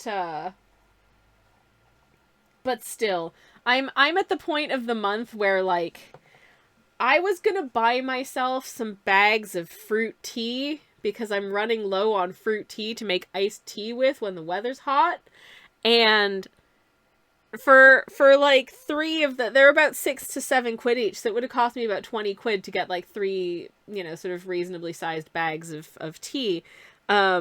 And I decided against that because I don't have enough money. And I need to buy food groceries more than I need fruit tea. So we have not bought an air conditioning unit yet. I got a return unit from an electronics retailer here. Ooh. Nice. Cheapo returns. Love that for you. Hell yeah. Best investment, not gonna lie, says Mesh. Huge quality improvement of life for those really icky days. Joe does also point out that it's so variable you can't get used to it. Oh, 100%. Because, like, again, it was 30 some odd here on Saturday. Today, I'm pulling up my weather app so I can tell you exactly what the ambient temperature is right now outside. Today, it is currently 21 degrees. And, like, yeah. It just wibbles around so much. Like, next Monday it's going to be 29. But in between then it's just sort of like bumping around a lot, and then it's 29 and then it goes back down to 24. It goes from like manageable temperature to, well, I'm going to have a headache all day. Hey, fun stuff. What a time to be alive. Okie dokie. I want this building next door to be like a red sort of bricky, tiley kind of vibe. So I'm gonna take some of this bad boy, but it's too bright in and of itself. So I think I'm gonna tone it down a smidge. And I think the best way to do that is probably just to add some green.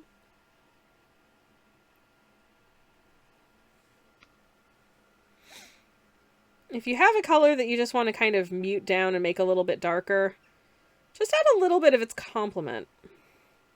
And you'll probably get a pretty good effect. I do close the door and just cool one room, says Mesh. Yeah, so it's manageable cost-wise, I'd say. Yeah, there's no point cooling the entire building if you're only in one room. My family back home, they used to have, for years, they just had like a small AC unit in, my parents just had like a small AC unit in their bedroom. And they've expanded to just having like central air conditioning for the whole house, and oh my god, it's so much nicer. It's so much nicer. They don't run it all the time, but it's so much nicer. Because my god, when I used to live there, it got so hot that I couldn't actually sleep in my bedroom. I would have to, when it was like a very hot summer's day, I would have to go sleep on like the living room sofa. And just try and sleep through, like, people, sort of milling about in the kitchen and stuff early in the morning. Because I usually worked, like, afternoon/evenings at the public library. So if I wasn't in student mode and, like, being a university student and having to just pull, like, 12-hour days, I would therefore be, sort of in bed until, like, noon, because I didn't have to get ready to go to work until, like, 3 p.m. So, yeeth. So trying to sleep through people making breakfast was a fun adventure for me. I'd just be, like, pull the covers up over my head and have the fan on full blast. Anyways, but yeah. I like this color. I think it's really pretty. I hope you like it too. Okay. And over here as well. I'm going to go sideways just so I don't accidentally put my hand in paint. Which has happened, and it's really embarrassing, and I'd rather not do that. One of the benefits of digital is that you're a lot less likely to stick your hand into paint. So, just one of those things that therefore you have to be aware of when you're a traditional artist, I guess. Anywho. Did I forget to I did. Ah, shoot. Ah, shoot. I forgot some lines. There are some lines missing, I think. Just on this, like, this frame here. Okay. Okay. Okay, yeah. I think. Did I do this correctly? Oh, so much second guessing. No, I think it's fine. Sorry, I just had like an absolute brain fart moment there where I was like, wait a second, did I do this correctly? Yes. Yes, I did. It is fine. Anyways.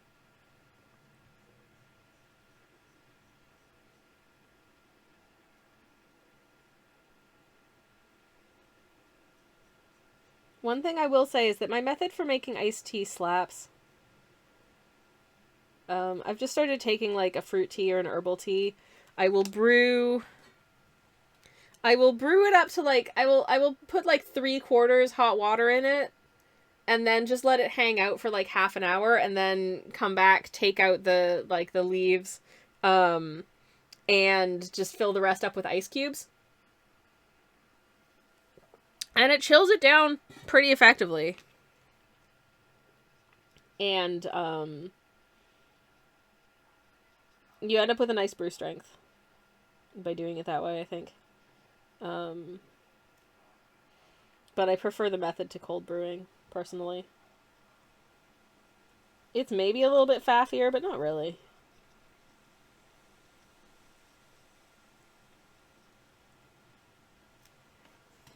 Alright.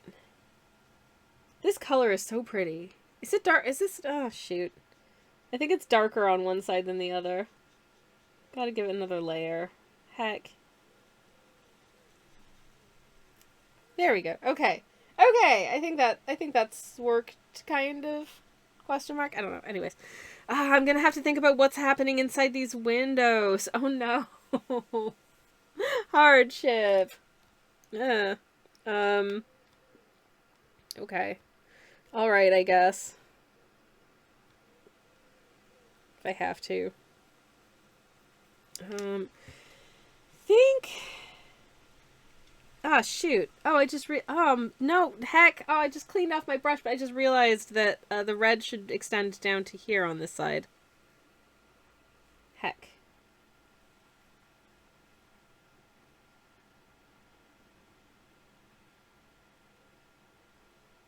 Well, that was very silly of me. Never mind.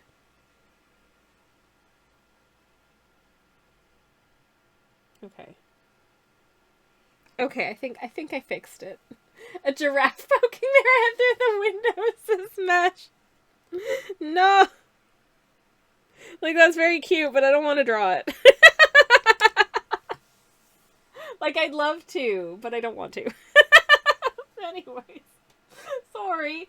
Now I want to draw a giraffe. Ah, damn. Anyways. I'll draw a giraffe at some point. Have I ever drawn just like a straight ahead giraffe? I don't think so.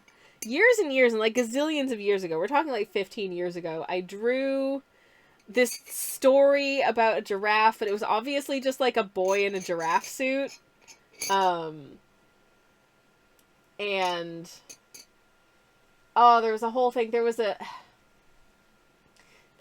kiwi bird and an old Fiat Panda who fell in love.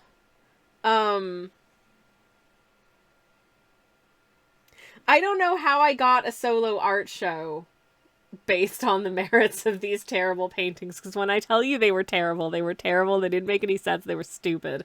I think at that point I was kind of going for like weird for the sake of weird, and I'm kind of not into that anymore. If I'm weird, it is purely just an accident of my birth. I'm just like that. I don't need to try. Oh gosh. Anyways, so that's a thing. Window contents. Oh no. I mean, I think I kind of want to do...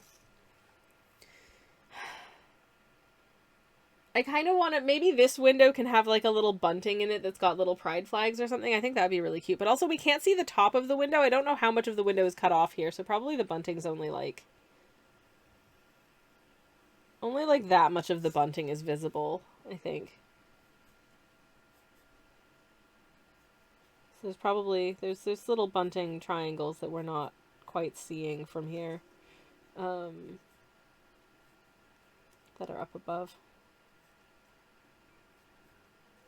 There we go. Okay. Yeah. Yeah, a little pride bunting in the window. I think would be very, very cute.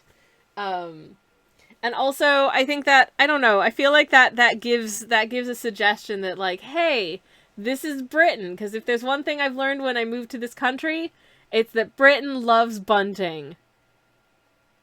They really do. Oh no, I had a horrible idea of what if this is a bookshop? No! I want to get this painting done before Pride Month is over, but my brain was just like, hey, what if this is a bookshop and you put a display of books in the window? Oh. Wouldn't that be fun? And I'm like, no, it would not be. Because we'll be here for 9 years. Oh, no. Why would I do such a thing to myself? Oh, no. No. But on the other hand, yes. Okay, guess what? This is the queer bookshop. Oh no. Here we go again. It would be fun to watch. Yes, says Mesh. Do it. Oh, jeez. Okay. Okay. You twisted my arm. It didn't take a lot of twisting, to be fair. But you did it. We're gonna... This is gonna be the display window of a bookshop. And we're gonna have some displays of books. Okay. I think this display is gonna be just sort of like a display table. Like this.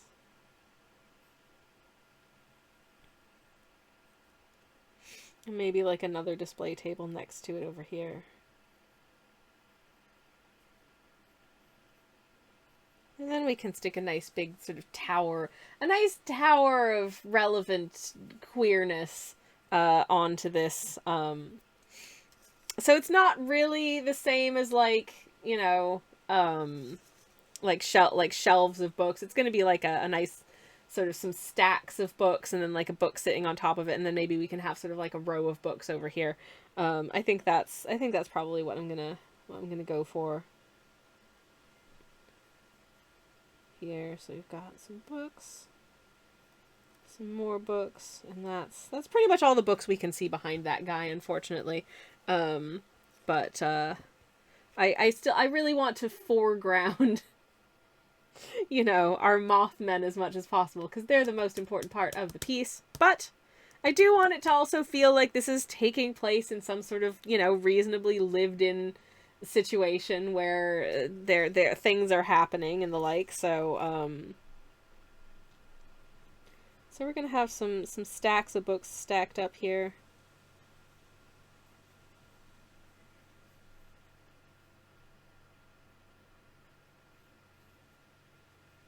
Like so, and then like another stack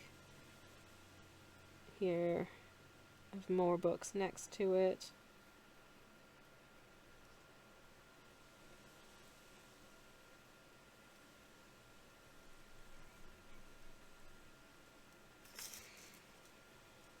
And then sitting right on the very tippy top, we're gonna have a couple of, or should I, ooh, hold on. Don't forget the giraffe that's eating one of the books. Listen, Mesh, I have plans for the giraffe.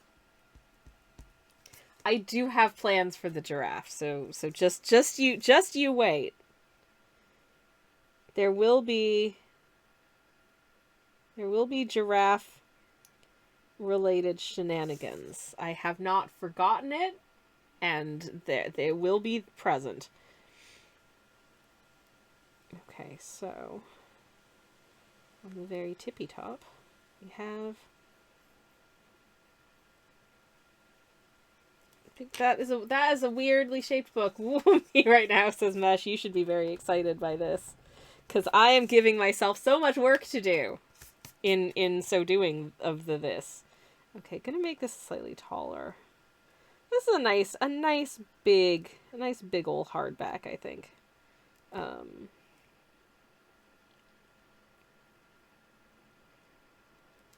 Like so. And there's going to be, like the information-y gubbins on the side here. And then the cover of the book. Impromptu 24-hour stream confirmed, says Mesh. No. Mesh, honestly, I do not, I really admire the people who can do, I'm doing a 24-hour stream, I'm doing a 12-hour stream, I'm doing, sort of an undetermined length stream, oftentimes for charity and what have you. I love that. I think it's fantastic. I really admire the people who I can't do it. I can't do it. I have made it as far as 4 hours and then crashed out so hard afterwards. 'Cause that is my absolute upper limit, and I will not be able to do anything else that day if I stream for more than 4 hours. That's it. That's my day. If that's an evening/night stream, I will be crashed out for the entire rest of the day. I did 24 plus hours in Tokyo and proved to myself I'm not as old as I feel. Hey, congratulations, Bess. That's rad as heck. But the sleep after was great, not gonna lie. I believe it. I absolutely believe it. My goodness.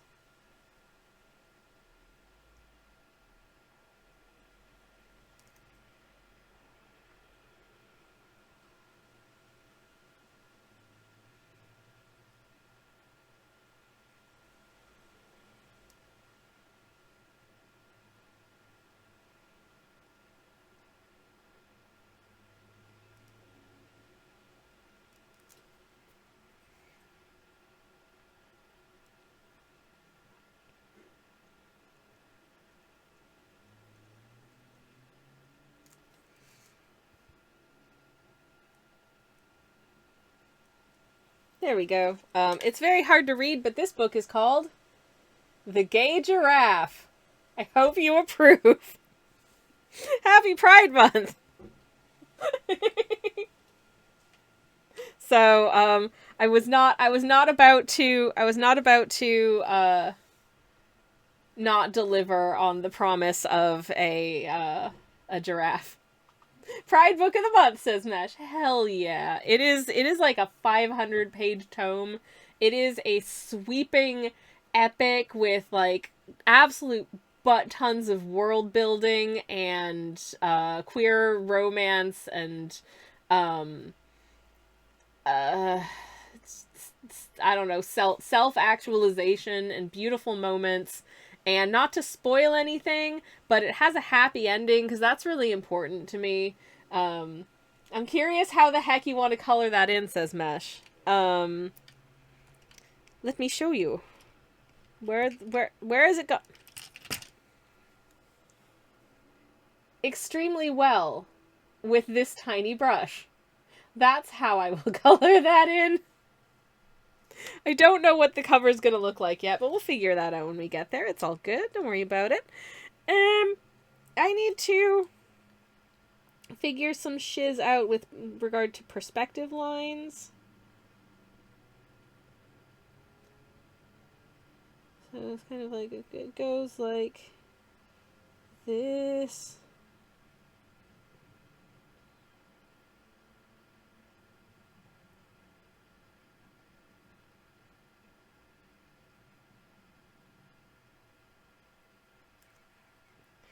That I'm not sure has super worked, but hopefully you can kind of tell there's some sort of perspective-y gubbins going on. Mesh is lurking to devour some calories. Stay cute. No, you. And have a lovely lurk. Thank you very much for the lurk. I hope that it is a good one and I hope you enjoy your food. Anywho, that's for everyone else. We're coming up on another BRB in a couple of minutes, so apologies in advance for that, but I hope you're enjoying the little A little stroll through imaginary London-ish with our little cryptid friends. I'm having a nice time doing it. Trying to, once again, finagle what the nuts is going on with some of this perspective here. So it's going like that.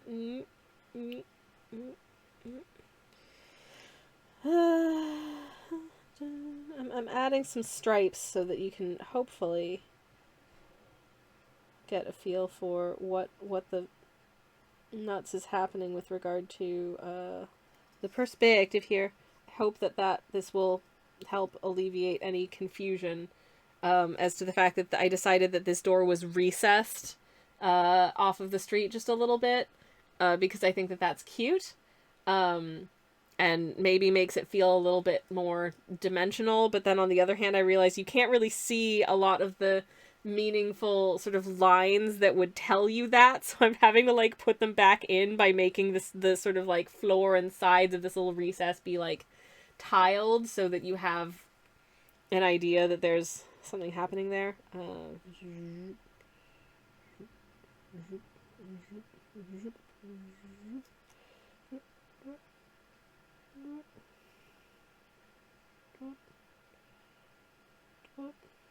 I'm not doing a great job of following the example from over there. Oh, that's so far. Okay, one of these lines is like mega on the piss, so I'm gonna have to take that out and redo it. Flip. Okay. No, that's worse. Heck. Okay. Okay, just about. Just about, I would say. And if I put these in, and it just gets a little smaller as they go along. And hopefully that gives the right impression.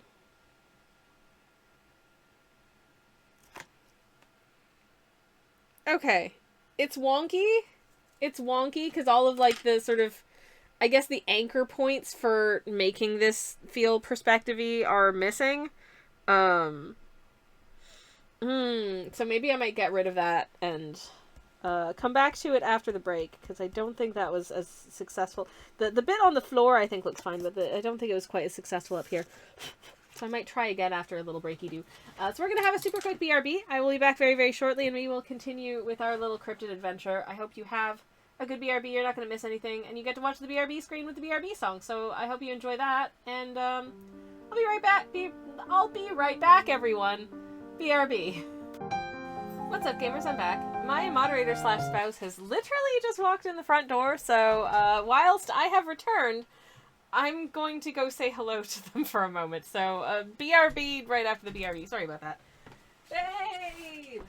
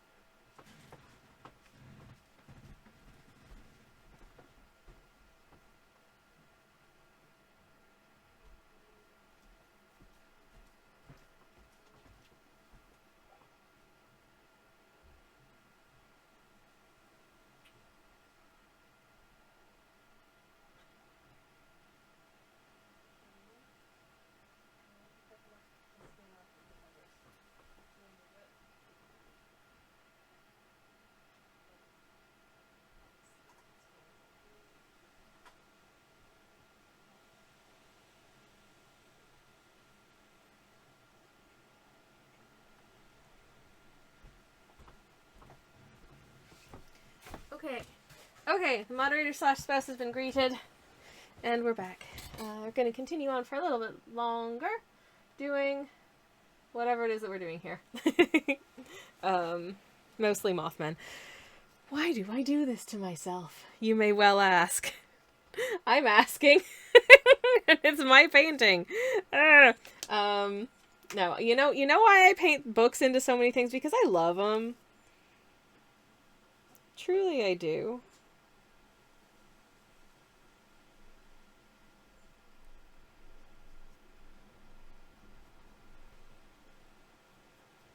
books feel real good. Make me feel happy. Okay. I think I've slightly unfluffed the lines, at least on that side. If I can try and replicate it more or less over here, that would be rad. Are they perfect? No. Do I expect them to be perfect? Also no. That would be unrealistic. Because it me. And we should not expect perfection from me. And my very fluff around and find out fudgy traditional artworks. So like, who cares? It's fine. It's fine. It's fine. Alright. So I don't want to put there's not going to be like gubbins going on in the background behind this display, because I figure it's a probably bright enough day that, to be honest, the lighting is subdued enough in on the inside compared to here that you have to get right up close to the window to really see what's going on in there properly. So it's just gonna be kind of grayed out, really, and I think that's fine, honestly. I'm gonna pop that gray over here. And we're probably not going to finish the whole thing today, because I don't know if I have it in me to start and finish painting in books today. That feels like a lot. But what I will do is I will make this gray a little bit browner, and in order to do that, I'm going to pick up a little bit of this red, and then maybe add a little bit more green. I can find some green. Oh, geez, it's breezy. I'm so sorry if you can. I don't know how much of the wind is. But okay, hold up, bear with. Okay, I've shut the window because I figured that's probably coming across reasonably loudly on mic, and everyone probably hated that. So that's gone now. I'm sorry. I'm trying my best. Okay. What is this color at this point? I don't know. I might actually... I'm just going to test it out on the back of this bit of paper. It looks exactly the same. Okay. Awesome sauce. So those other colors did nothing. They kind of just got eaten by the grayness. So maybe if I just steal... I don't need any more of this red today, so I'm just going to steal all of it.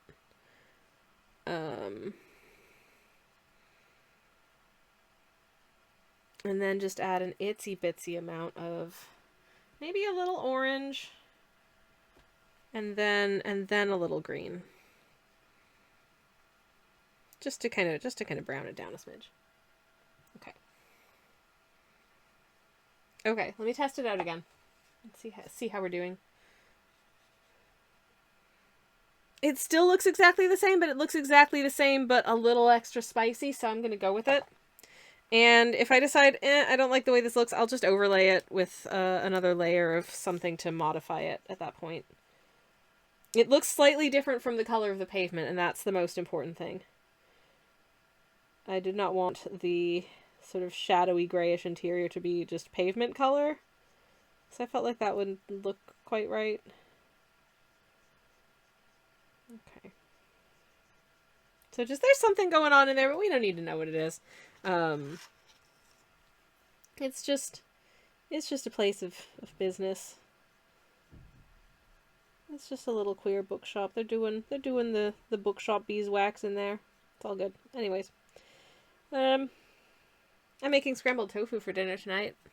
I know that's like the most riveting news. You've been waiting to find out what I'm doing for dinner tonight. Well, I'm doing scrambled tofu, and I'm looking forward to it. Oh, good. I closed the window at just the right time because I could hear the neighbors are talking loudly outside. Oh, boy. Which, is fine. I just don't really want that coming through on my stream audio because, you don't want to hear, you don't want to hear my neighbors. And I think my neighbors probably don't want to be heard. Anyways. Okay, being very careful here, but also, it's the background. It doesn't need to be perfect. It can be a little sketchy back here. Not sketchy as in questionable, but, in terms of artistic style. You understood what I meant. I'm right. Don't worry about it. Anyways. Okay. Beautiful. Beautiful, beautiful. Love it. All right, perfect. Anyways, but yeah, I'm doing scrambled tofu for dinner, and I'm really looking forward to it because I haven't made scrambled tofu in quite a while. And I don't know about y'all, but I love tofu. It is genuinely one of my very favorite foods. I like the texture. I like the flavor. I like cooking it with other things, especially vegetables. I had a big bowl of fresh garden peas for parts of my lunch today, and it was so satisfying. I'm really in like, I don't know, I've been craving vegetables a lot lately. Which of all the things that one can crave is probably one of the better choices, I think. It's just like, what do I want? Vegetables. When do I want them? Frequently. Am I getting my 5 a day? Oh, who knows. I don't keep track of these things because I don't think it's worth it. I just try and eat what I want, and most of the time what I want tends to involve vegetables.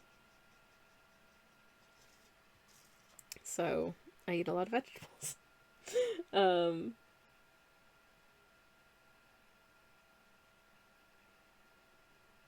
got some really nice vegetables in the fridge right now. I've got one of these, like, it's a yellow courgette that's like a round thing. I can't remember what the man at the farmer's market told us what it was called, and I've completely forgotten. But they're very nice. And then I've also got just a standard, like, green courgette and some cauliflower, some carrots, and some peppers. Ooh, and cabbage. And I've got cabbage. Though technically the cabbage is for fish tacos, which I think I'm having tomorrow. Which is very exciting. Though weirdly, my local supermarket didn't have any corn tortillas, which I figured would be a better choice, considering that I can't have wheat. I could just have a corn tortilla.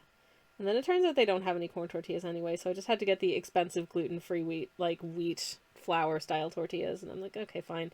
Hopefully they're edible. Anyways, Samantha says, this is Pride Mothmen. Mothmen. I don't know how to read that, but yes, hello. I hope you are well. It's lovely to see you. Welcome on in. Hello, hello. Hope you're having a good Monday. Hope you had a good weekend. I am. I'm just, trying to get some of this backgroundy gubbins done, because I decided that these two were in a city for the Pride Parade. I don't know if are they at the big London Pride Parade? I'm gonna guess maybe not, because as we talked about earlier about how the at least the last time that I think the last time I went to Pride in London was like 2018, 2019, somewhere around there. I remember it was whatever year.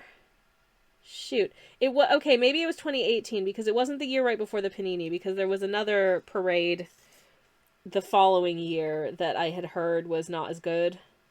Like there were some crappy people there and they didn't do enough to kick them out, basically. But I don't want to dwell on that because it's not pleasant.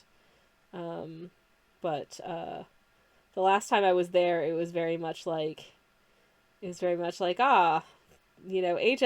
Bank supports our queer employees. And it all felt a little bit more about corporations looking progressive and less about, like, community. And as I said, it's good that corporations want to look progressive. I prefer that than corporations being like, doubling down on family values and being like, we don't care about diversity. But at the same time, I don't know, I'm here for, like, community, and also asserting the fact that, there are still times and places and things where, like, the rights of queer people are not existent and perfect. Like, there's still work to be done in terms of those things. And I think we need to, Pride is an opportunity to remember and really sort of raise our voices about that. You know what I mean? I mean, we should be doing that all the time anyways. This is the thing about Pride Month for me as well. It's like it's a time to get extra loud. but also we should just be loud about it all of the time. You know, hey, Tels, welcome on in. How are you doing? Lovely to see you. Welcome, welcome. Those places include the United of Kingdom, says Samantha. And yep, oh, I know, and it maketh me mad. Anyways, but yes, quite right. But here we are with some mothmen. Are we not men? We are mothmen. Are we not men? We are mothmen. Anyways, these are mothmen. Mothmen, men. Why am I like this? Hello, Casa. Welcome in. How are you doing? Lovely to see you. Welcome, welcome. Hello. Hope you're having a beautiful Monday. These mothmen are having a beautiful day. Samantha says, the most anti-LGBT government of my lifetime, and it was technically alive for Thatcher. Really is something, isn't it? I think it is so okay. I don't want to get uncozy, but just to get uncozy for a second, I just think it's so important to remember, like, queer history, and to make sure that people remember queer, because I think there are some younger queer folks don't have a really skewed idea of queer history just because a lot of it, you know, isn't documented as well or in the right ways or in the channels that they, you know, have seen or looked at or whatever. And so it's easy to forget a lot of stuff. But also, you know, part of that is the fact that, like, you know, like, they weren't allowed to talk about queer stuff in schools for, like, years and years because of a stupid, like, rule law thing here in the UK, which is real crappy. Like, when I was in primary school, here was my introduction to queerness within, like, a school setting and talking about it in a school setting. It was in the 4th grade. My teacher, whose name I've forgotten out of spite, was talking about how, you know, there are different types of families and family configurations and that kind of thing. And, you know, talking about, you know, like, some people will have one parent, some people will have 2 parents, some people will have, like, a step parent, and that kind of thing, etc., etc. And then she said, and then some people, and I don't agree with this, will be gay and have 2 mums or 2 dads. And she specifically had to state that she did not agree with that personally. And I was like, wow. Even as a 4th grader, I was like, that's super wrong and uncool of you. And I didn't say anything because I was a 4th grader. But I was just like, I don't think you should be editorializing that. Also, I don't think you should be thinking that. Also, I don't like you anymore. Excuse me?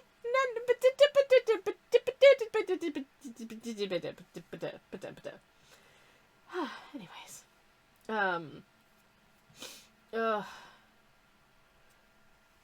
But yeah, Cassis says they're doing the UK government doing the American thing of drifting right to catch voters who are voting, you know, sort of for fringe far-right parties and drifting away from the left, which is really stupid, because, like, you know who your core voter base is? Like, left-leaning people. And you're making it so that, like, these thousands of people now don't want to vote for you. These 4 racists never wanted to vote for you and never will, no matter how racist you get. Which one of these do you want to align yourself with? Are you stupid? Are you stupid? It's just continuously, like, boneheaded blunder after boneheaded blunder after boneheaded blunder. I hate it. So that's my feelings.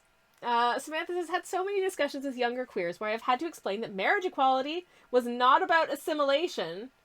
Yeah, It was because gay couples had no legal rights to be together during the AIDS crisis because their relationship wasn't recognized. Yes, absolutely. You end up in situations where, like, because you can't legally be married to your partner, you can't be their next of kin. And so you end up, you know, if someone, like, gets sick or something like that, like, they will, like the traditional sort of route that, like medical decision making is taken, if you are incapacitated and can't advocate for yourself, is to go to the person's immediate family. Now, if you're in a situation where, say, you have, like, a shitty family who hates you, and a partner you're not allowed to be married to, they will bypass the partner who loves you and has your best interests at heart and try to contact your family, who maybe just doesn't want to have anything to do with you, or maybe will make terrible decisions on your behalf. Because they don't, like, because they suck. So, like, that's a big part of what marriage equality was about. It's not just about, I want to, it's nice to have a wedding and to be able to have that legally recognized, for sure, but it's also a large part of it is things like just legal rights. Anyways, sorry. Tal says, I might be wrong, but I don't remember there being anything LGBT mentioned in school. And, there's a good chance it probably wasn't. Samantha says, yeah, if you grew up in the UK, there are 28 reasons for that. Yeah, there was what is it, like, it's not Rule 28, but something like that, I'm sorry, I can't remember the word, but I didn't grow up here, so it wasn't a thing where I was living. Section 28, that's it. My brain, when I hear section and a number, because I've been watching a lot of video essays about Star Trek, goes section 31, and that's something completely different. Also terrible, but also fictional. Section 28, on the other hand, was terrible and happened within my lifetime, and it basically meant you were not allowed to talk about anything to do with LGBT stuff in schools. And it was not that long ago that it was repealed. Horrible. We have a terrible drawing time, so I'm gonna do that.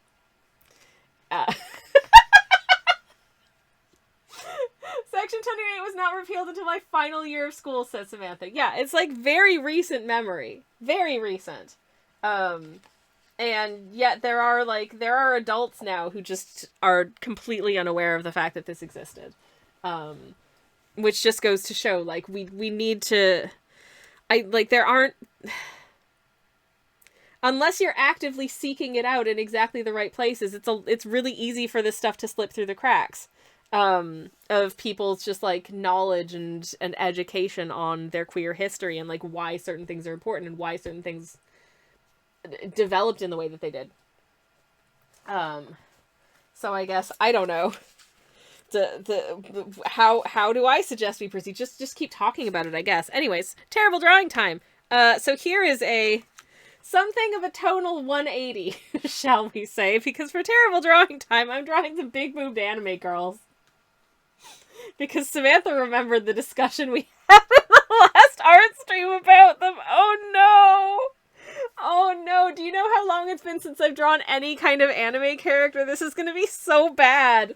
And when I was drawing anime characters, it was bad. So, okay, for context, the terrible drawing time is a phenomenon that happens on this stream, and I apologize in advance for it. Whereby...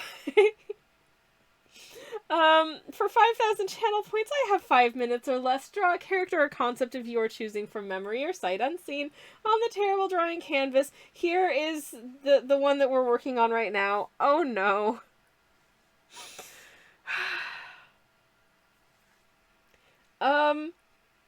I accept no responsibility for the psychic damage that may result following on from your terrible drawing, but with that being said, the psychic damage almost entirely is inflicted by me upon myself for doing it. You should rebrand it to Wonderful Drawing Time. It sparks joy, says Mesh. That's very kind of you to say, my friend, but also I don't believe you.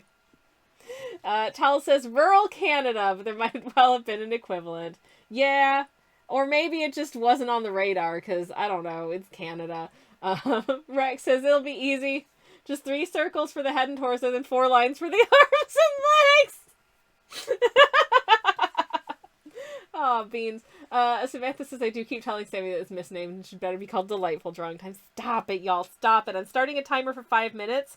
This is risky because my phone is fairly low in battery percent and has a tendency to tick down real fast.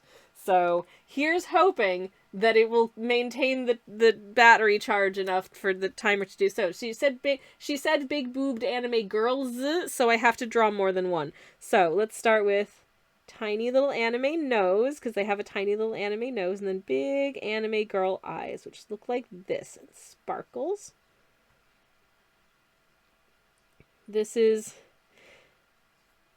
straight out of the, like, how to draw anime characters instructions. She's happy, as you can see. She's got a little ear, and she's got a little face. And it's going to be very round. And she's got, like, no chin. I don't know why. I'm going to give her a little bit of a sort of fun little fringe here. And then she's got, like, these sorts of little bangs, I think, because I think it'll be cute. But then I'm gonna just stick the rest of her hair up into a little ponytail, like so. Wow, doesn't she? This is so bad. Oh my god. Okay, and then most importantly, she's gonna be. She, as per the instructions, she is indeed breasting boobily here. In her little top. Like so. Barely contained. Important. And she is doing a little peace sign. Ha! Because she's posing for the photo.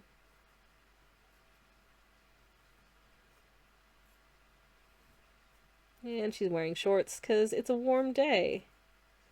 And she's got tiny little legs. Because I said so, and she's wearing just some cute little flats and shorts. There we go. Okay, we have big boobed anime girl number 1. Perfect. Samuel drawing big boobed anime girls forever if the battery dies. No! We've got 2.5 minutes to go. I can draw her friend, who is also a big boobed anime girl. But this is going to be a slightly different flavor of big boobed anime girl. I think you'll be able to tell. I hope. I don't think I'm doing this correctly. There we go. Okay. Okay, she's got the eyebrow, so you can tell she's a different flavor of big boobed anime girl.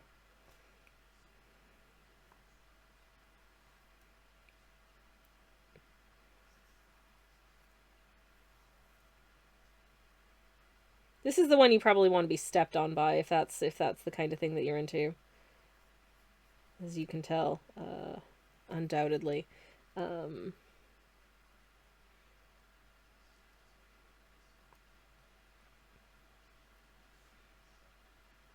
Also got just... Oh boy. This is these women have chronic back pain, I'm sure. I really hope they have very supportive undergarments.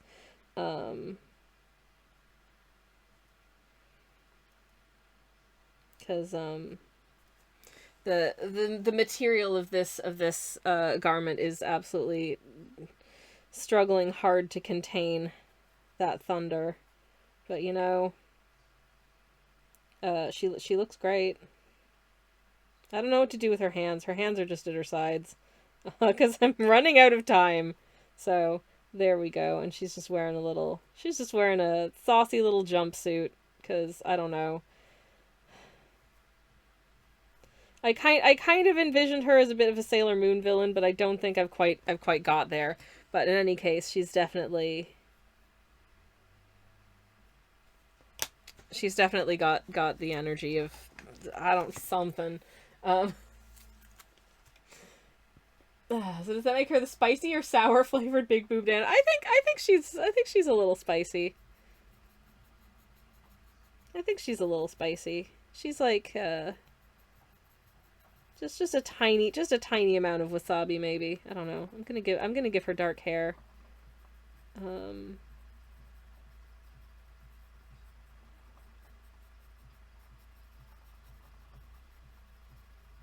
But on the other hand, this one might be one of those, like, you know, she looks like a cinnamon roll, but she could actually kill you kind of vibe. That's certainly also possible. And actually, you know what? We're not done here yet, so hold up. Shut up, timer. I said we're not done here yet. She is.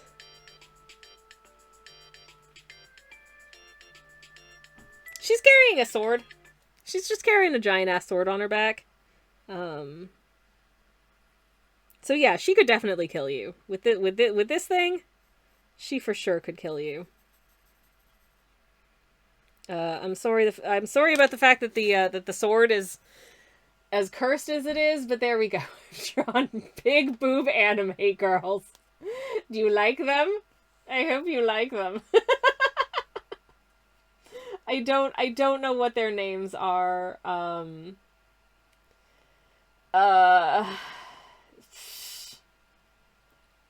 don't know what their names should be.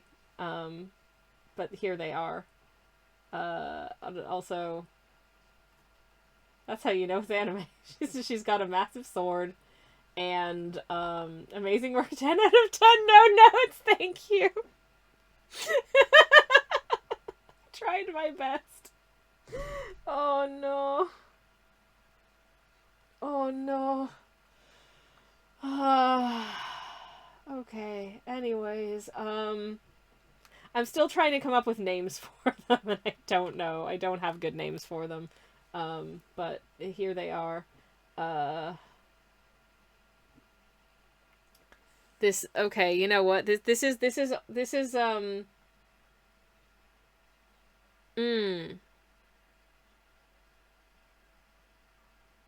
is Shio and this is Melonpan. That's their names. Because why not? Anyway, so that was terrible drawing time, everyone. I hope you enjoyed it. I had a nice time doing it. Let's bring back my painting. Thank you for making me do that. I had fun. I hope you enjoyed looking at it, question mark. I don't know. Anyways. I'll probably wrap up fairly shortly, but I think if I can shade in this window a little bit better. I'm running out of paint for it. Don't know how much paint is left in this brush. But if I could just darken this down a smidge more, that would be grand. And then that means next time we've got, I think, a pretty good foundation for this painting. I think it's going to be, I hope, cute when it's done. I hope it will be done before Pride Month is over. That's really my biggest end goal, is just get this Pride Month related painting done before Pride Month is done. That would be super rad. I would like to paint it before June is up. So that'll do for that, I think. Okay. Alright, okay. Alright and okay.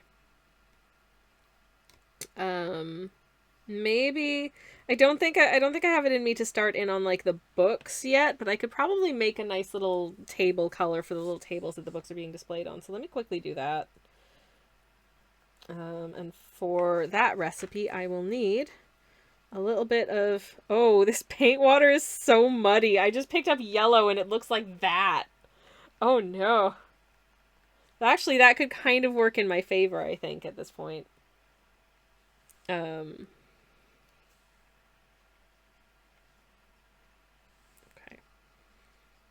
Okay, I've just kind of made like a yellowy orange color, which is not what we want. Just not quite what we want, but what we're gonna do, we're just gonna add too much of that to it, and now it's kind of ugly. Great. Good. I love that for us. Excellent start. And then I'm gonna add a little bit of this. I'm just gonna mix together every color of the rainbow until I get an appropriate shade of brownish. Yeah, I feel like we're there. Okay, that was easier than I thought it was gonna be, which is nice. Okay, this'll do for table color, I think. Yeah, that's fine.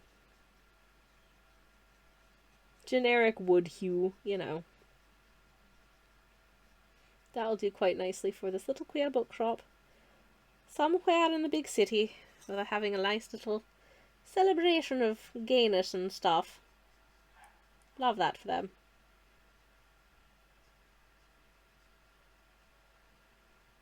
Anywho, I did contemplate some of the things what I've done this month that are like Pride related. I have contemplated like, I could do stickers or something with this. But then, I don't know, if I release like Pride-related stickers in, like, July? Are people still gonna want them, or are they gonna be like, ah, well, the gay month's over, so I'm no longer interested in that? Um, I would think that no, but I honestly haven't the foggiest. Um, I don't know. While I was on BRB last, I was thinking about the fact that, I've really enjoyed doing little, like, pins and stuff, and I know that people really like pins and stuff. I have a shop, by the way. There's a link to it in the chat. I really enjoy doing pins and stuff, but also they are so much more expensive to ship, and I feel really bad when someone just buys, like, a pin and the shipping costs half as much as the pin costs, you know? That's just, but I can't make the shipping any less because I'm already sending it by, like, the cheapest method of postage that I can. And it's just kind of expensive. So I haven't really done any more of those. I'm doing more, like, flat things that ship cheaper, like prints and stickers, but I don't know if people just, I don't know. I don't know. What do people mind paying more for shipping for a thing that they want that's slightly thicker? Whomst knows. But anyways, I do have a shop if that's what you're into. No pressure, obviously. I'm just happy you're here, but you can. And I always love when things move out of my studio and into people's homes. Because the more stuff I sell, the more new stuff I can make and have space for in my studio. Anyways.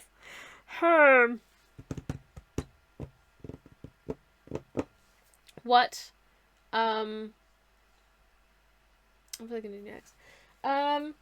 Samantha says, I think as long as you're upfront about the shipping cost is the thing people are going to decide they are willing to pay. Yeah, I think so. I've certainly said no to some purchases of, like, pins and stuff before because they were coming from the States and it was like $15 to ship, like, a $12 pin, and I was like, that's just a little too rich for my blood if that's all that I'm buying from that shop. And just pine for it, sadly, from a distance. And it's very possible that other people might look at the things that I'm selling and they're like, I can't afford that, and that's okay, you know?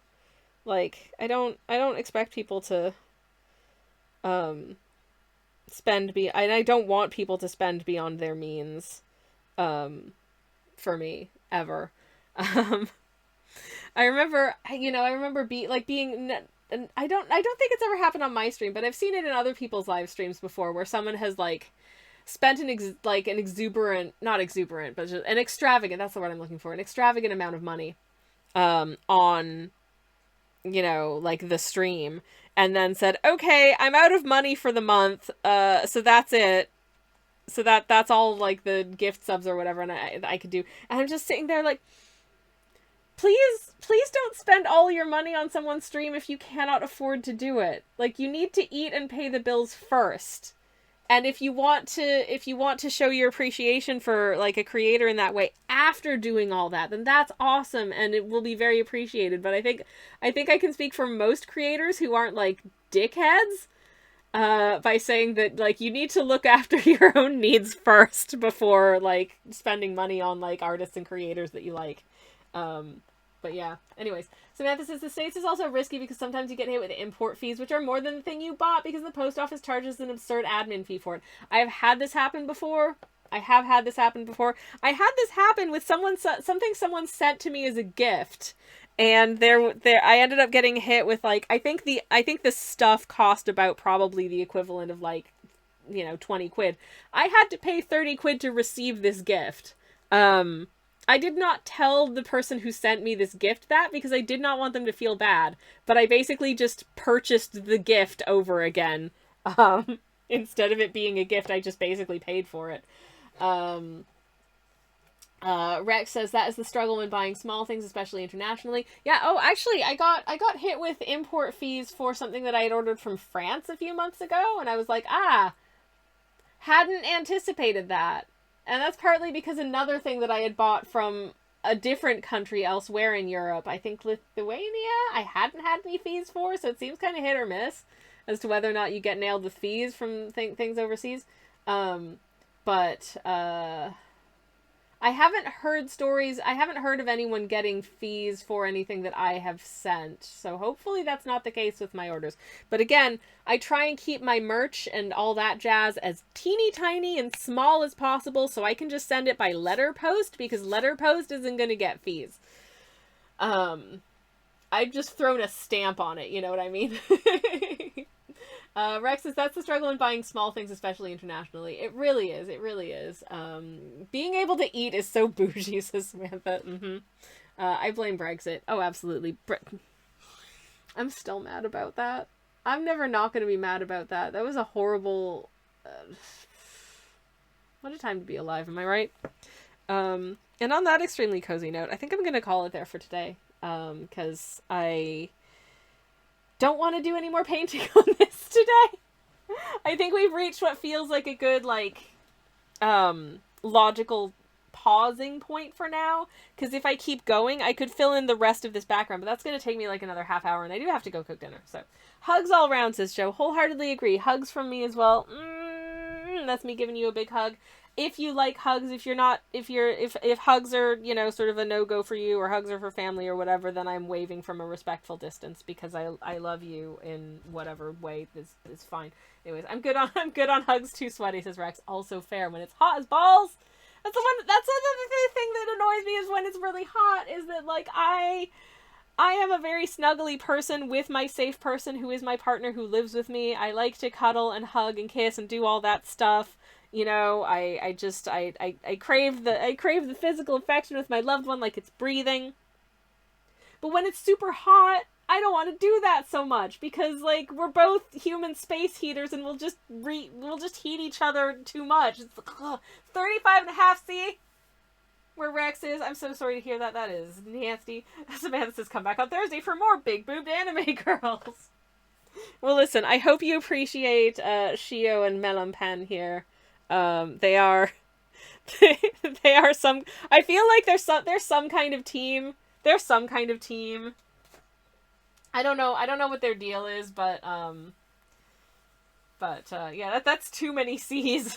So Styles, I wholeheartedly agree. Anything, to be honest, for me anyways, anything over 24 is too many C's. 24 is like a pleasant upper limit, and anything beyond that feels kind of nasty. In my estimation. I am going to, okay, unless I'm very much mistaken, let me just double check and make sure that it doesn't seem like they're just about to end. But I believe, please don't be just about to end. It does not look like they're just about to end. They're doing some artwork. Okay, so we're going to rate Elove, because Elove is doing a charity stream for Rainbow Railroad. That was it, Rainbow Railroad, which as an enjoyer of railroads and also, you know, a queer person thing, I wholeheartedly support this cause being supported. So, gonna get some pride emotes in the raid message. Gonna thank you all so much for hanging out with me today. If you want to follow along in the raid, you can grab the raid message here. If you have the emotes, feel free to use the emotes. If you do not have the emotes, you can just say generic raid message or append any cool emotes that you do have. It's all good. In the meantime, thank you so much for hanging out with me today. Thank you for letting me waffle on about this, that, and the other, and joining me in the conversation. If you haven't, thank you for lurking if you've been lurking. I appreciate all of that. And we'll come back to these little Mothmen on Thursday, and I hope you have a good week in the meantime. I hope the temperature is comfortable enough for you to feel okay, and I shall see you hopefully very soon. In the meantime, have a good one. Good night, and good luck.